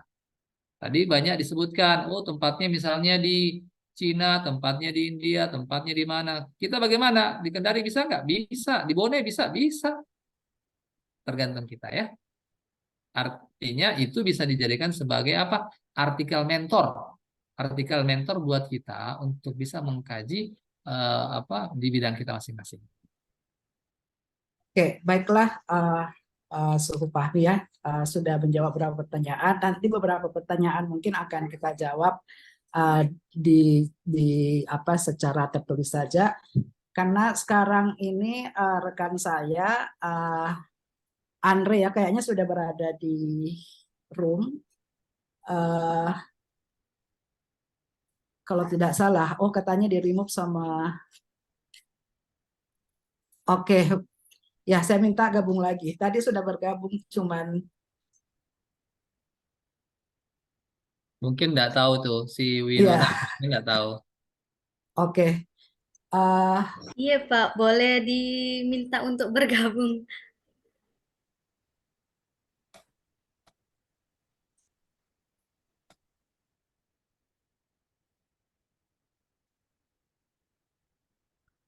ya, jadi saya dengan teman, beberapa teman bertiga sebenarnya, dua orang dari Australia dan satu orang dari US. Kami coba, Mas Andre sudah bergabung ya? Oke, jadi mungkin Mas Andre bisa muncul. Nah, eh, membuat sebuah platform ya, platform riset. Nah, terinspirasi dari Serambi dan Res juga, akhirnya kita membuat suatu penemuan baru yang bahkan bukan hanya di Indonesia, bahkan di luar negeri pun belum ada. Nah, beberapa teman yang sudah coba di Norwegia, di Inggris, bahkan di India, mereka tertarik untuk menggunakan platform yang kami buat. Ya mungkin Mas Andres silahkan bisa mungkin kita perlihatkan bagaimana riset med yang sudah belum diluncurkan sebenarnya, cuman kita ingin membagikan kepada teman-teman untuk diuji cobakan. Nanti kita akan mendapatkan feedback untuk perbaikan sebelum kita launching di akhir Agustus. Ya silakan Mas Andre. Ya, selamat malam teman-teman. Jadi perkenalkan saya Andre. Saya rekan dari Mas Alam. Kebetulan sekarang lagi kuliah S2 di Boston University di Amerika Serikat. Ya, jadi role saya di sini sebagai web developer. Nah, saya coba akan mendemonstrasikan sedikit mengenai ResearchMate. Gitu. Saya izin share screen ya. Oh, sepertinya disabled. Mungkin teman-teman bisa akses melalui web yang saya share di chat. Udah bisa, udah bisa, udah bisa. Udah bisa. Oke, terima Udah kasih, bisa Pak. Mas Andre. Ya, ya. Oke. Ini saya share screen ya. Oke, udah kelihatan layarnya? Udah. Oke. Ya, jadi teman-teman kalau sudah bisa buka webnya akan keluar tampilan seperti ini.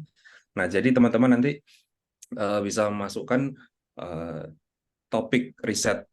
Nah, jadi dari topik riset ini, misal saya mau masukkan artificial intelligence.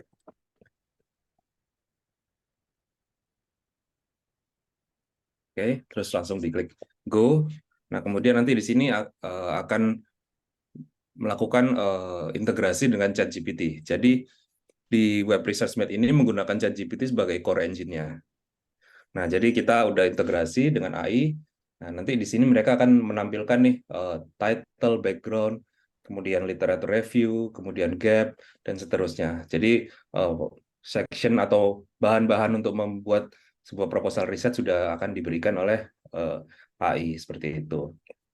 Nah, di sini ResearchMate sendiri dibangun menggunakan Python, dan sebagai front end kita menggunakan Bootstrap ya. Itu jadi secara teknikal aja. Jadi mungkin simple, tapi sudah cukup powerful untuk melakukan integrasi dengan AI seperti itu. Nah, ini sudah keluar riset proposalnya. Jadi bisa kita lihat di sini ada judul, ada latar belakang, literature review. Kemudian kalau kita lihat kontennya pun ini udah cukup bagus ya. Jadi cukup valid. Tapi meskipun ini bisa dibilang oke, tapi tetap kita butuh untuk melakukan verifikasi sendiri gitu. Karena kita kan peneliti ya, kita harus kritis gitu melihat sebuah informasi. Oke, kemudian ada gap, ada kerangka teoris, ada tujuan seperti itu, dan ini dia bisa melakukan listing tujuannya apa aja, kemudian research question yang bisa kita explore nantinya, kemudian impact dari research ini, lalu metodologi, hingga data collection dan data analisis. Seperti itu, bahkan hingga ethics jika dibutuhkan. Nah, kemudian nanti untuk masalah referensi, ini memang tidak ditampilkan karena referensi memang harus disediakan oleh si periset itu sendiri. Jadi seperti itu. Nah, Ini adalah contoh menggunakan ResearchMate. Jadi kita sudah dapat bahan dasar untuk mengerjakan sebuah riset proposal. Nah, di sini juga disebutkan kalau teks ini di-generate oleh ChatGPT version 3,5. Ya, ini dibutuhkan karena mungkin kalau teman-teman mau mereferensikan ChatGPT itu perlu di-mention juga kan ChatGPT versi berapa, kemudian kapan di-generate-nya. Seperti itu. Nah, mungkin itu saja ya dari saya untuk cara menggunakan ResearchMate. Saya kembalikan lagi ke Mas Alam. Terima kasih. Oke, terima kasih ya Mas Andre. Jadi sebenarnya tujuan kita di sini adalah untuk mencari feedback sebanyak-banyaknya dari user, ya dari pengguna kita nanti. Dan kemarin kami juga sudah diskusi dengan pihak BRIN, ya penentu kebijakan dan IT dari BRIN itu sendiri, karena bagaimanapun juga kiblat riset itu ada di BRIN yang akan membuat regulasi. Dan ternyata di BRIN sendiri belum ada regulasi terkait penggunaan AI. Makanya mencoba karena di US misalnya atau di Eropa, di Australia mereka sudah menggunakan. Nah, riset kita bakalan semakin ketinggalan kalau negara lain menggunakan sementara kita tidak menggunakan. Jadi itu mungkin kenapa kita ingin lebih lebih supaya ya supaya mempercepat riset-riset yang ada di Indonesia. Itu sebenarnya tujuan utama dari kami. Jadi tadi Mas Andres sudah share webnya, mungkin bisa dicoba. Nah, tadi kan sudah praktek bagaimana bibliometrik itu digunakan. Nah, coba yang riset-riset yang belum ada itu atau yang masih titiknya sedikit, mungkin kita bisa ambil kemudian masukkan di situ dan kita uji coba. Nah, setelah itu mungkin ada feedback dari teman-teman, dari bapak-bapak semua terkait hal ini. Atau mungkin saya dari Suhufah, mungkin karena saya sudah mau kirim kalau beberapa hari yang lalu, mungkin sudah dipakai juga, mungkin ada feedback atau ada masukan yang ingin diberikan supaya untuk perbaikan ResearchMate ini. Silakan.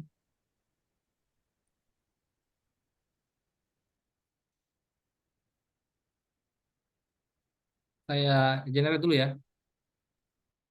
Lagi mute ya. Oke, masih generate. Ya, lagi di generate. Oke, jadi kalau kita mau lihat siapa timnya di sini, saya sendiri adalah founder dan Mas Andra adalah co-founder dan salah satu teman kita Hasim ini kebetulan dia adalah peneliti BRIN. Ya, nah nanti juga kita akan fasilitasi dengan consultation ya.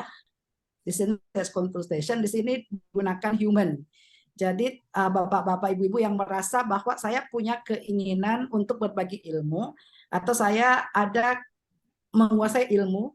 Nah, di sini kita akan buat research consultation. Jadi misalnya teman-teman Papua atau dimanapun bisa belajar dari researcher-researcher dari ITB, dari UI, dan sebagainya. Di sini kita akan mempertemukan orang-orang yang ingin belajar di research consultation ini. Ataupun kalau misalnya mereka belum terlalu memahami apa yang ada di Generate AI tadi, bisa ke research consultation. Tentunya kami sangat menginginkan teman-teman atau bapak-bapak ibu dari RAIS untuk mengisi research consultation ini nanti sebagai konsultan ya, ataupun mungkin kita akan mencoba approach ke teman-teman di luar negeri juga untuk mengisi research consultation sehingga teman-teman yang ingin berkonsultasi tentang riset bisa di sini. Ya, mungkin itu. Selanjutnya kalau ada feedback silahkan. Ini ya, memang ini kan ini coba saya share sini ya, Mas Andre ya. Iya, Pak. Misalnya nih ya, saya cerita tentang terjemahan Quran. Nah, kemudian ini langsung judulnya ada pengaruh terjemahan terhadap pemahaman. Oke, memang kalau judul yang begini masih kurang ya di bidang saya. Oke, baik. Bisa nggak kira-kira kalau misalnya di background ini kan memang sangat singkat sekali ya. Nah, ini biasanya untuk kepentingannya teman-teman yang misalnya di bawah naungan Kementerian Agama atau yang lainnya, biasanya latar belakang itu kan 600 sampai 800 kata gitu kan. Kemudian nanti item-itemnya misalnya. Item-itemnya ini kan masih acak ya. Contoh kalau misalnya di sini ada gap-nya, kemudian literatur review-nya, theoretical framework-nya, ada aims-nya. Bisa nggak misalnya kalau misalnya di bagian background itu dijadikan satu, misalnya isunya apa. Yang kedua, oh kalau misalnya dia cerita tentang isu tentang terjemahan Quran, terus sudah sejauh mana riset itu dilakukan, gap-nya apa. Nah, terus nanti ke bawahnya lagi nanti apa namanya maksud saya digabung-gabung jadi satu gitu loh, tidak terpisah-pisah, seperti ini kayak misalnya research question, kemudian nanti ada aim and objective, ada significance. Nah, untuk bisa mempermudah gitu maksud saya. Jadi biasanya kalau misalnya kita di latar belakang, kemudian ada nanti literatur review, kemudian nanti ada metode. Latar belakangnya consist of berapa? Ada 4 sampai 5 item yang ada di situ. Nah, itu paling tidak unsur-unsurnya terpenuhi, kemudian nanti bisa sampai 600-800 kata. Literatur review 1000, biasanya paling banyak ya, paling banyak 1000 kata. Tapi literatur review itu misalnya dia cerita tentang satu teorinya apa, kemudian nanti teorinya itu mungkin nanti ada teorinya bagaimana, konsepnya semacam apa, variabel indikatornya semacam apa. Terus nanti riset-riset terdahulu, biasanya kan kalau di literatur review itu riset-riset terdahulunya apa saja, paling tidak supaya, kan ini kan hanya generate doang, dan paling tidak kayaknya ini ya mainnya di coding-coding, kemudian kalau misalnya coding-coding item atau itu dimasukkan, nanti akan muncul sendiri gitu. Jadi satu proposal lengkap yang bisa membantu. Hanya memang begini, yang namanya AI ini kan mungkin ada anunya ya, ada etiknya juga pasti ya. Kemudian anak-anak kalau misalnya dikasih semacam ini, otomatis apakah dia tambah kritis atau tambah enak ya? Ya benar Pak. Iya kan? Ya. Artinya mungkin ya Pak, kalau membantu pasti sangat luar biasa membantu. Hanya tadi teman saya diskusi sama salah satu kawan juga Pak Muiz ya, temannya Pak Ahmad Takin.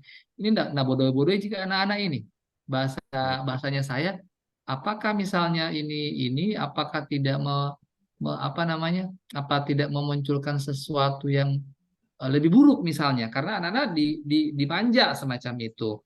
Mungkin nanti kalau misalnya gitu solusinya kan pastinya ada etik ya.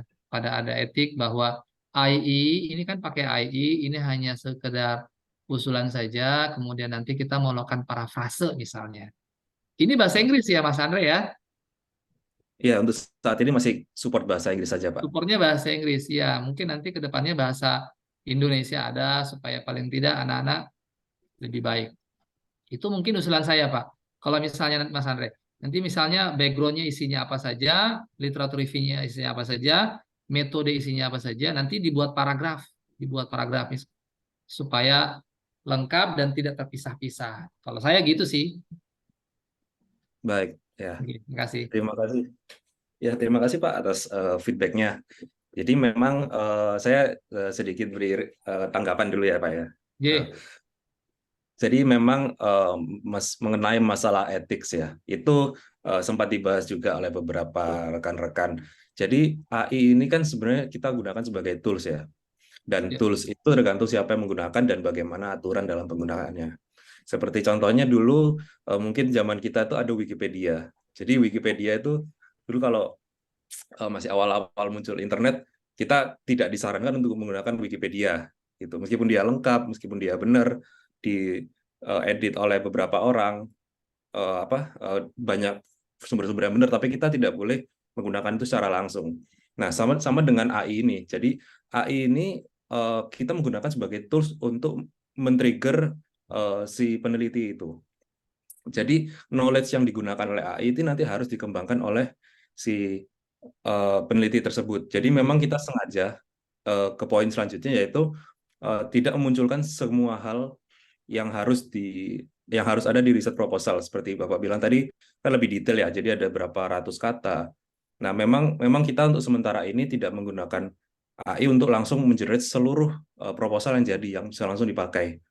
Gitu. Karena memang tujuannya adalah agar peneliti itu masih melakukan eksplorasi, gitu, masih melakukan penelitiannya. Seperti itu. Nah, jadi kalaupun ya anak-anak yang masih muda yang mau menggunakan AI ini, mereka tidak bisa juga langsung pakai, karena kita udah harus melakukan apa ya, enforcing anak-anak muda ini biar melakukan penelitian, jangan menggunakan satu source. Jadi jangan menggunakan AI aja. Sama seperti kita dulu, jangan pakai Wikipedia aja gitu. Kita harus tetap merefer ke media-media yang memang valid seperti buku atau jurnal. Nah, seperti itu, Pak. Jadi penggunaan AI itu makanya kita juga sempat komunikasi sama Brin, karena nanti kita aturannya gimana nih dalam penggunaan AI. Terus dalam riset itu kalau di US sendiri, kalau kita mau mereferensikan AI itu ada caranya. Jadi kayak kita harus ngasih dari kayak version, kemudian generate-nya kapan gitu. Jadi nggak bisa plug-plug-kan digunakan oleh si periset. Dan juga AI ini relatif lebih gampang dicari, misalnya gini, ada satu anak muda yang mau pakai AI terus dia langsung kopas semua. Nah, itu cenderung lebih gampang dideteksinya gitu. Jadi kita lebih cepat taunya gitu. Jadi Ya. lebih ngingetinnya, dan ya lebih mudah lah itu deteksinya. Gitu, Pak. Terima kasih. Ya, Terima kasih. mungkin saya tambahkan dari apa yang disampaikan Mas Andre. Ini sebenarnya yang kita bikin ini hanyalah sebuah pattern. Jadi pattern dari riset proposal ini seperti apa? Karena kan bahkan kalau saya sendiri untuk menulis kata memulai membuat gap itu kadang tidak tahu. Nah, itulah sebenarnya kita ingin membantu kayak cara menulis gap itu seperti apa, cara menulis metode itu seperti apa. Ini mungkin yang menjadi inti dari riset map ini. Teman para periset, bukan yang menulis, tapi teman sebagai pendamping, sebagai supporter. Oh iya, saya Ya. pernah pakai ini Pak Samsalam. Yes. Saya pernah pakai, itu sudah ada yang berbahasa Indonesia, Chat OpenAI. Oh ya, ChatGPT sama sih sebenarnya Pak. Jadi ini yang Iya. kita transfer ke situ. Kalau chat OpenAI itu mereka kita harus banyak bertanya-tanya promnya. Kalau Iya. ini sudah langsung Iya. muncul semua. Oh, jadi plafonnya itu ya? Ya, ya. Ah, Mungkin masih ada tanggapan, silakan. Karena bagaimanapun juga kita ini masih tahap pengembangan dan kita akan lempar ke pasar kalau merasa bahwa ini sudah layak untuk digunakan ke user.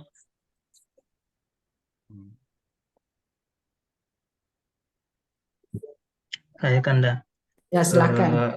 Terima kasih. Ini kemarin juga saya sudah ini mencoba research mate ini, dan memang cukup dan sangat membantu sebenarnya untuk men-trigger seperti apa yang disampaikan. Yang ingin saya tanyakan itu, apakah pencarian tadi kan berbasis topik, apakah ada fitur misalkan langsung pencarian berbasis judul misalkan? Kemudian yang kedua, kalau topik itu kan tadi masukkan keyword, nah maksimal keyword yang efektif yang bisa diramu oleh website ini berapa? Karena kemarin itu saya coba masukkan 3 keyword variabel, itu sepertinya belum maksimal meramu menjadi pattern proposal. Kalau memasukkan 2 keyword itu masih bisa. Terima kasih, Pak. Iya, baik. Terima kasih, Pak. Jadi untuk yang pertama itu untuk batasan keyword ya. Kita tidak membatasi keywordnya berapa panjang gitu, karena kan ada beberapa memang penelitian yang judulnya sendiri kayak ada 10 kalimat gitu ya, mungkin kalau udah kompleks meskipun detail. Jadi mungkin kemarin bisa dicoba lagi, kita 3 keyword sering sih kita pakai. Mungkin kemarin load-nya lagi tinggi karena kita masih versi pertama, jadi spesifikasinya belum terlalu tinggi ya. Jadi mungkin banyak user yang masuk kemudian ke reject gitu. Atau mungkin boleh chat ke saya judulnya apa, nanti saya coba gitu.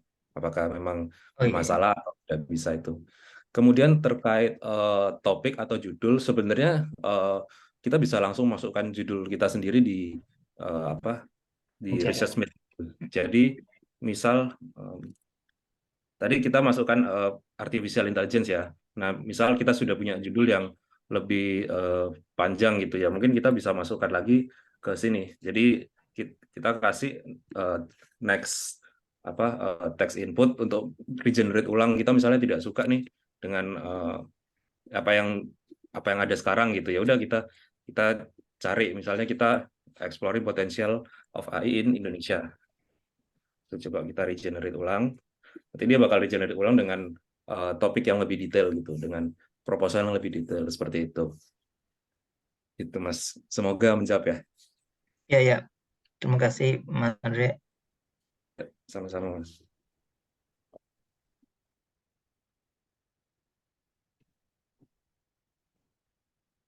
Ya, bertanya Mas Andre. Ya, Silakan Pak. ya ini saya coba-coba juga buka. Saya tadi ngetik, ini terbuka. Di-share Kak Lihin. Methods of reading Islamic books. Ya, methods of reading Islamic book. Oh, saya share ya. Saya share ya. Ya.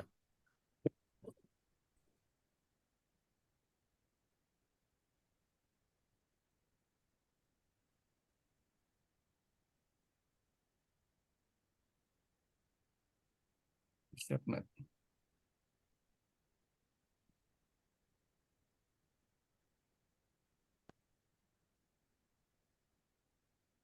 kelihatan nggak? Nggak ya? Kelihatan. Ya, kelihatan Pak. Ya, ini. Kalau OpenAI itu kan sudah bisa berbahasa Indonesia.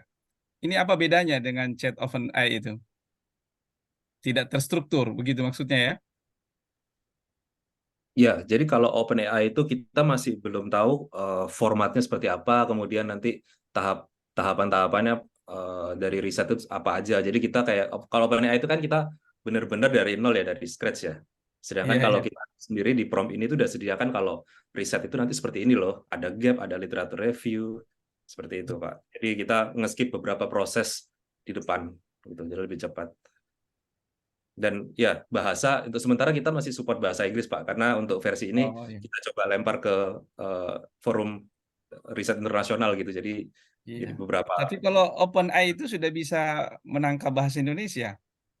iya sudah bisa, sudah Iya. bisa.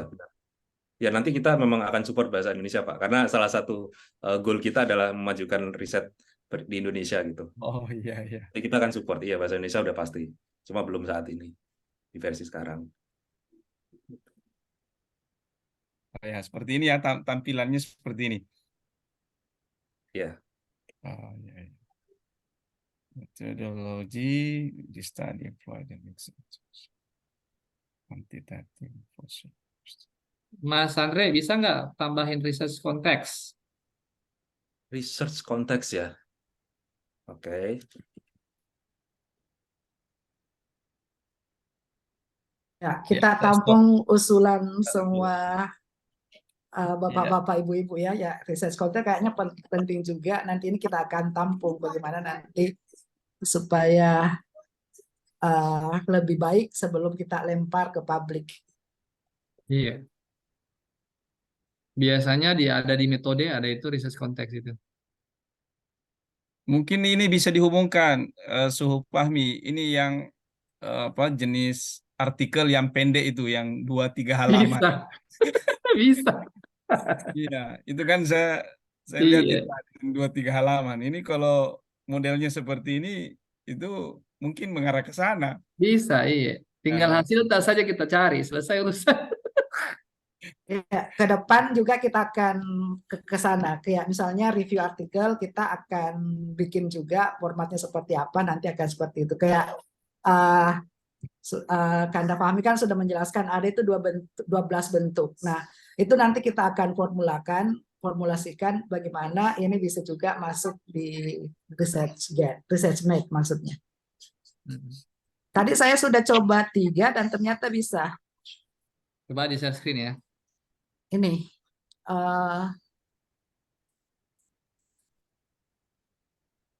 nih, global warming curriculum primary school.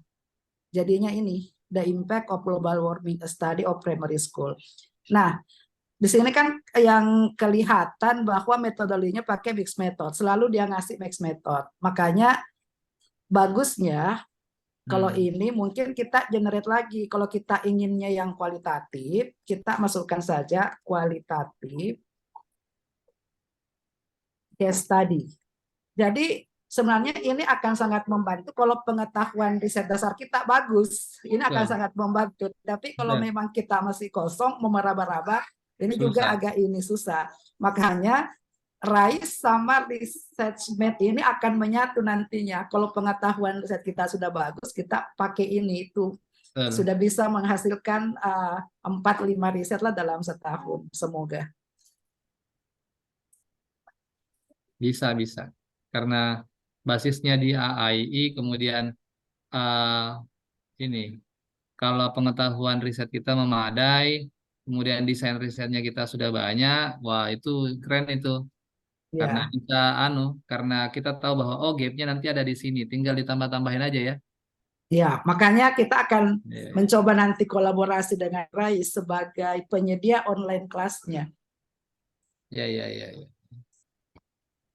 Nah, ini Mas Salam, izin ini kalau di bagian metodologi apakah bisa menambahkan kayak pola kerangka metodologinya, misalnya gambar-gambar di dalam metodologi, kayak pola-pola penelitiannya, apakah bisa munculkan tanda panah atau gambar-gambar begitu?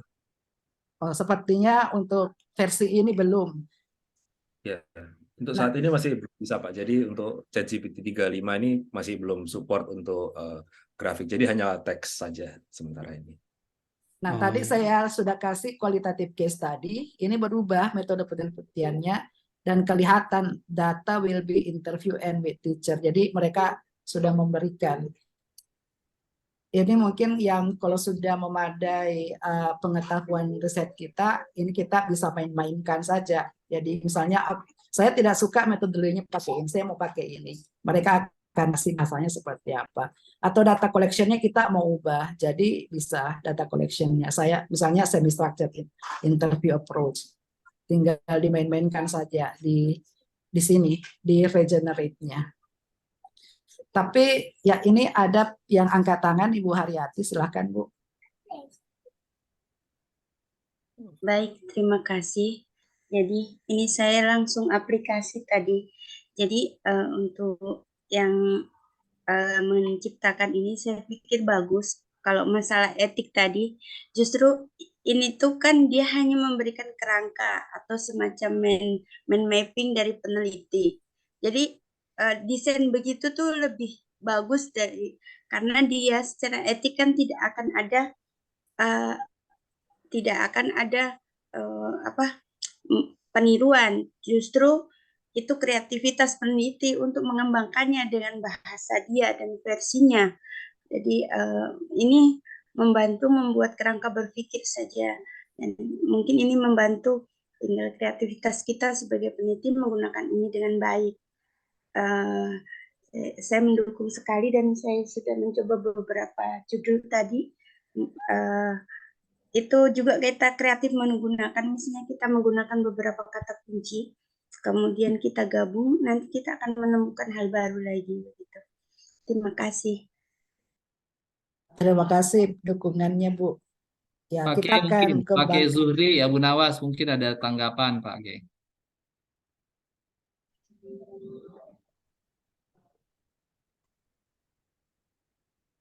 Masih Nanti kan? Masih ya. Oke. Baru mau mencoba ini sebentar ya. Oh siap. Ya. nanti mungkin kita akan roadshow ke kampus-kampus Bapak Ibu ya untuk mempromosikan ke mahasiswa juga kalau misalnya kita sudah launching.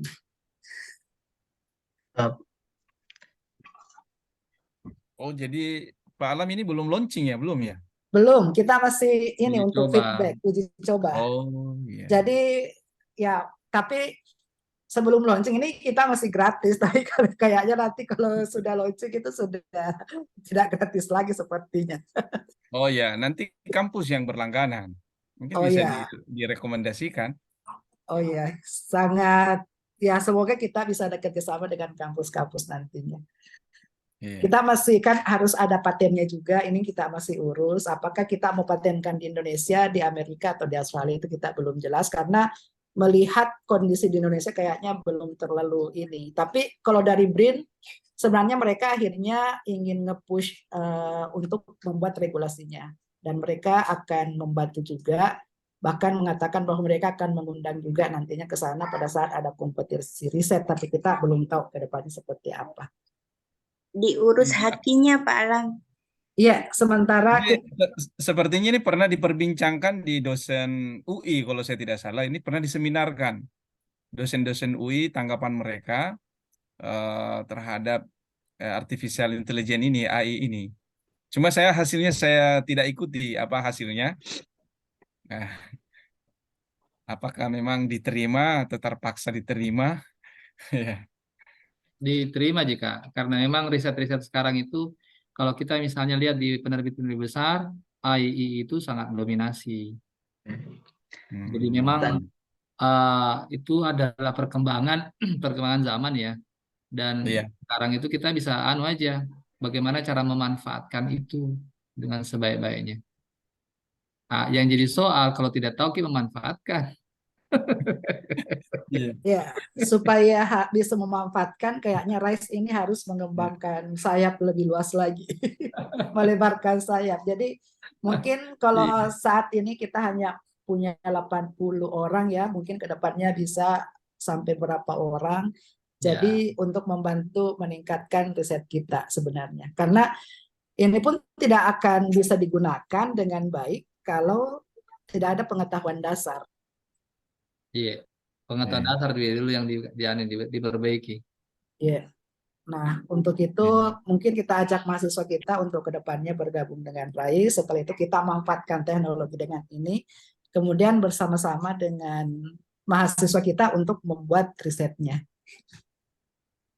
Ada lagi mungkin pertanyaan atau tanggapan, silahkan Bapak Ibu. Atau mungkin yang mahasiswa S1, S2. Saya kira Mujahid. Ini Mujahid S1 ini, semester 4. Mujahid. Silakan Mujahid. Sudah dicoba belum? Belum Pak, belum dicoba. Coba dulu. Coba dulu. Open ini ada sudah dicoba ini ada, bagus ini, sekali. Iya. Apakah OpenAI saja pernah saya coba, tolong buatkan pendahuluan tentang ini, langsung dibuat hampir lebih 1 halaman. Itu OpenAI. Jadi yang memperkenalkan dulu di Bone waktu datang Pak Prof Mujib. Nah, Mujib ya. langsung kita iya. Prof Mujib langsung, wah ini katanya OpenAI ini cepat sekali apa yang saudara ingin buat. Nah, dan sudah berbahasa Indonesia kalau yang chat OpenAI itu. Iya. Kalau ini karakteristiknya apa ya? Keunikannya kan tadi dia sifatnya proposal ya. Jadi bisa membantu meng-hire ini ya. Bagaimana kalau misalnya kawan-kawan sudah punya ide lewat di biometrik, kemudian masukkan ide itu ke dalam sini, itu langsung bisa muncul banyak hal itu. Kira-kira semacam itu. Yeah. Karakteristiknya, keunikannya ini sama yang lain-lainnya kira-kira apa ya? Supaya paling tidak, apa bedanya dengan yang lain gitu kan? Ya, mungkin bisa lebih efisien, efektif. Kalau valid, akurasinya ini kan kalau ChatGPT juga kan OpenAI itu masih belum valid juga, dan itu mungkin yang menjadi tantangan untuk saat ini. Tapi kalau efisiensi, kenapa Mujahid, silahkan, boleh berkomentar. Sudah dicoba. Bagaimana? Ini tambah gampang kalau begini Pak. Tapi tetap harus langsung muncul semua. Langsung daftar skripsi besok. Batasnya gratis ini hanya sampai 2 minggu ya, setelah itu tidak ada, jadi silahkan digunakan selama masa gratis. Nah, ini kekurangannya kayaknya yang gratis Ji. Kalau berbayar tidak ada yang mau pakai. Kalau asal dapat Mujahid. Saya tahu Mujahid ini. Karena tadi saya ini sempat berpikir di literatur review itu kan memang masih general. Apakah memungkinkan decoding yang muncul di literatur review itu berbasis konsep atau teori yang muncul di Ya, judul. Misalkan artificial in blended learning. Jadi nanti di literatur review itu akan muncul konsep pertama artificial learning, kemudian konsep kedua blended learning. Jadi ya. setidaknya ada 5 atau 10 artikel yang terkait itu yang bisa memberikan gambaran awal. Oke, bagaimana Mas Andre, ada tanggapan terkait itu? Sebenarnya bisa sih ya, tapi kita harus prom lagi dulu. Ya. Ya, benar. Jadi memang ini masukan yang sangat bagus ya. Jadi memberikan konteks ya berarti ya, konteks Ya, basic benar. knowledge dalam literatur review ya. Baik, itu kita tampung dulu masukannya Pak. Terima kasih. Tapi ya bisa harusnya. Iya, harusnya bisa Pak, karena kan gini, salah satu kelemahan kita itu kita tidak bisa tahu bahwa teori apa yang harus, teori bobotnya yang mana, kemudian nanti turunannya semacam apa. Jadi kalau cerita teori-teori kan ada teori konsep variabel indikator. Nah, kalau itu bisa di prom, bisa di wah, luar biasa itu. Yap. Iya. Kalau Ya, mengenai anunya cek plagiarismnya, cek misalnya plagiarisme. sudah jadi satu artikel misalnya, kemudian kan kalau di Litap Dimas itu kan ada pemeriksaan seberapa besar anunya cek plagiarismenya. Nah, kalau semuanya terambil dari internet itu gimana itu? Itu kan kebaca sama Turnitin misalnya. Gimana Oh itu, iya. Pak? Jadi memang kita tidak mengencourage periset untuk menggunakan ini plek-plekan, maksudnya menggunakan ini copy paste gitu. Memang tidak disarankan gitu. Jadi Kalau memang ini bakal terdeteksi sebagai AI. Jadi kita udah banyak sekali kayak ChatGPT detector atau ya plagiarism detector sama ya sejenisnya. Dan tujuan dari ResearchMate ini kan tidak menggunakan hasil dari ResearchMate ini apa adanya gitu. Jadi kalau misalnya digunakan apa adanya itu bakal kedeteksi. Bahkan di kampus-kampus sekarang yang memperbolehkan menggunakan ChatGPT tetap mereka membatasi penggunaan ChatGPT seperti mereferensi seperti pada jurnal pada umumnya gitu. Jadi nggak boleh semuanya kita kopas. Ya, kalau misalnya cuma 1-2 baris terus kita tambahkan referensi ya itu oke. Tapi kalau semuanya kita copy otomatis bakal terdeteksi di Turnitin atau di detektor AI lainnya. Seperti itu. Itu apakah menjawab, Pak? Tapi begini Pak Andre, biasanya kalau misalnya ini kan tulisannya dalam bahasa Inggris ya, kemudian ditranslate ke bahasa Indonesia, itu nggak ketemu lagi. Biasanya ketemu Inggris ke Inggris.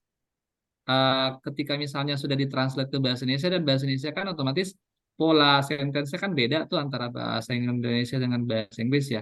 Jadi kalau misalnya untuk proposal di Tabdimas, aman-aman saja kamusnya gitu. ini kan Karena dia ditranslate. sebenarnya kalau di Turnitin itu juga sudah terhubung dengan AI detection. Jadi ketika kita hanya mengambil langsung ya otomatis di Turnitin juga langsung mendeteksi itu sebagai similaritas atau potensi plagiarisme. Tapi dengan bahasa yang sama. Dengan bahasa yang sama. Tapi kalau ditranslate ke bahasa Indonesia itu masih kelemahan dari Turnitin. Dia belum bisa. Belum. Ini kan bahasa Inggris. Di Litap Dinas itu pakai bahasa Indonesia. Tugas Turnitin nanti tuh, Pak. Iya, tugasnya Turnitin, bukan tugasnya Mas Andre. Tugas Mas Andre tadi konteks penelitiannya, literatur reviewnya tadi teorinya diperbaiki lagi supaya paling tidak membantulah kalau cerita tentang pendidikan inklusi. Siapa kira-kira neneknya maksud saya adalah teori bobotnya siapa, konsep turunannya bagaimana, variabelnya apa, indikatornya apa, sehingga itu nanti bisa membantu peneliti untuk bisa nulis lebih cepat. Karena di bagian itu yang menjadi masalah buat kawan-kawan. Mau skrip S1, S2, S3 sama semua. Di situ yang jadi soal. Nah, kalau misalnya itu berhasil, wah sangat luar biasa, Mas Andre. Iya, baik. Makasih Pak. Iya memang untuk mendeteksi plagiarisme itu kan ya memang tugasnya service lain ya, layanan lain ya. Karena Iya. memang AI di sini ya sebagai pembantu research gitu. Jadi kalau digunakan untuk yang tidak baik yaitu on the researcher gitu, Bu. Tadi saya udah tanya ini, Komisi Etik BRIN terkait clearance etiknya juga ya sama disampaikan Kanda Samsoalan. Yang kedepannya baru mau mendiskusikan regulasi terkait research yang menggunakan AI ini. Ya, intinya sih sebenarnya kita hanya membantu pattern-nya ya, bukan karena kalau memang mau di copy paste langsung ya tidak pasti akan terdeteksi.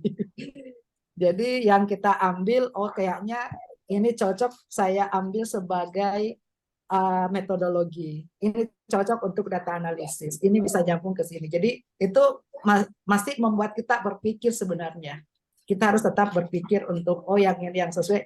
Kalau platform ini hanya memberikan pilihan-pilihan sebenarnya. Sangat menarik dan membantu. Ya, semoga makin banyak dukungan, feedback itu kita akan tampung semua untuk perbaikan. Apakah masih ada yang kita tutup untuk malam ini karena sudah tengah malam ya, hampir jam 10. Di USA jam berapa Mas Andre? Pagi ya? Iya, jam 10 pagi sekarang, Pak. Pagi ya? Ya, ya. Iya.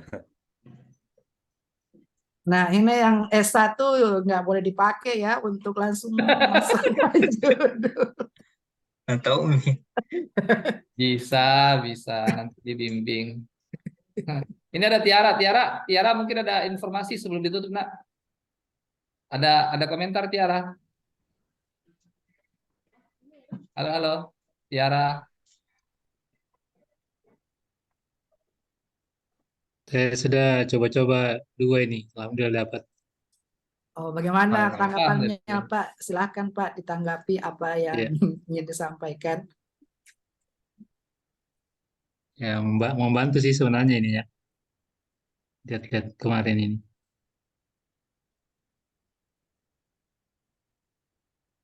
Ya, Ya, tapi referensinya memang harus dimasukkan dulu ya ini ya, referensinya ya. Oh ya, referensi. ya ini juga akan menjadi catatan kita, tapi memang untuk referensi itu sebenarnya di ChatGPT sendiri belum bisa Iya. memberikan referensi. Ya, Oh, jadi digabungkan dengan aplikasi AI yang kemarin, Samsolan, yang mana itu?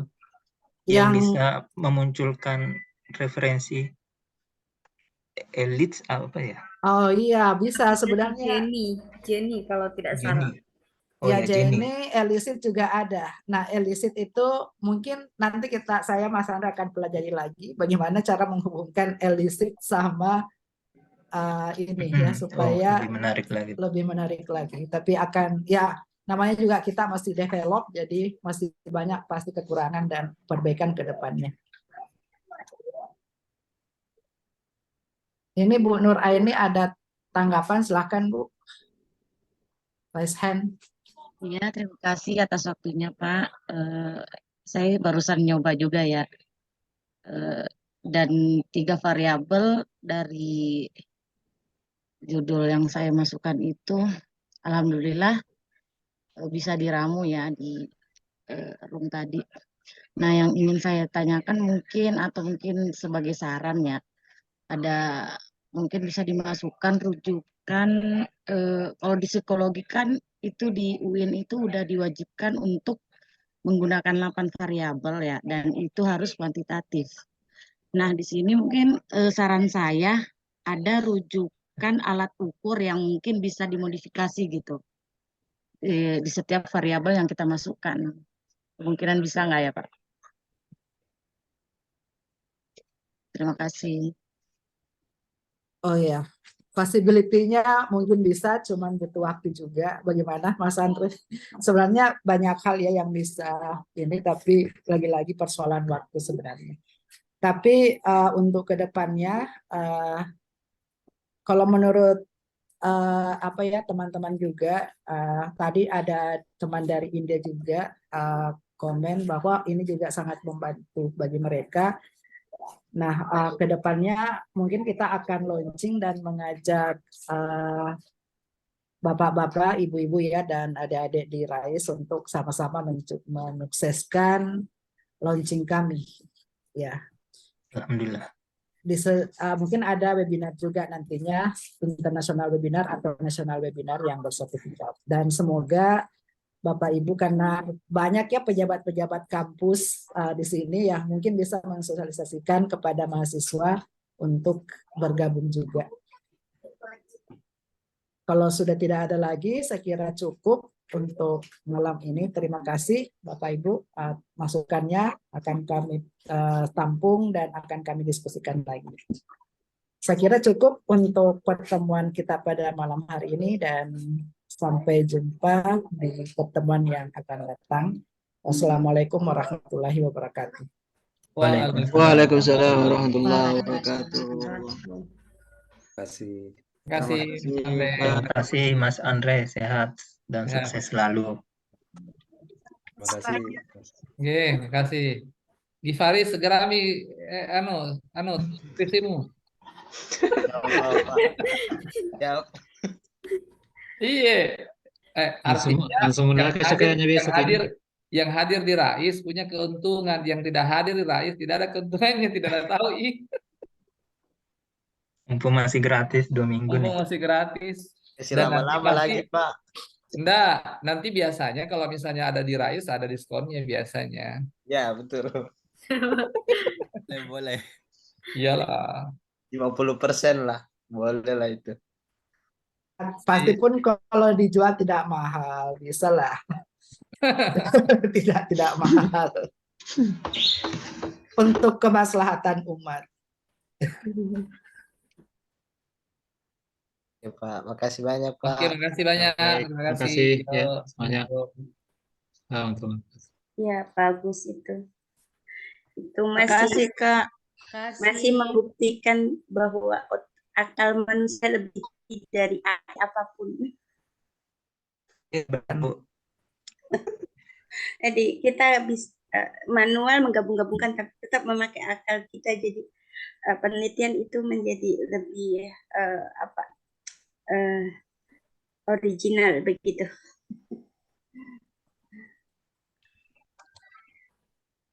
Mohon doanya Bu, semoga sukses ini platformnya bisa. Amin, amin, Ya, amin.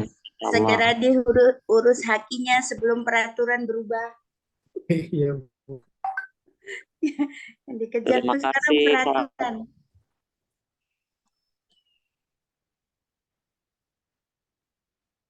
Sangat membantu sekali. Terima kasih.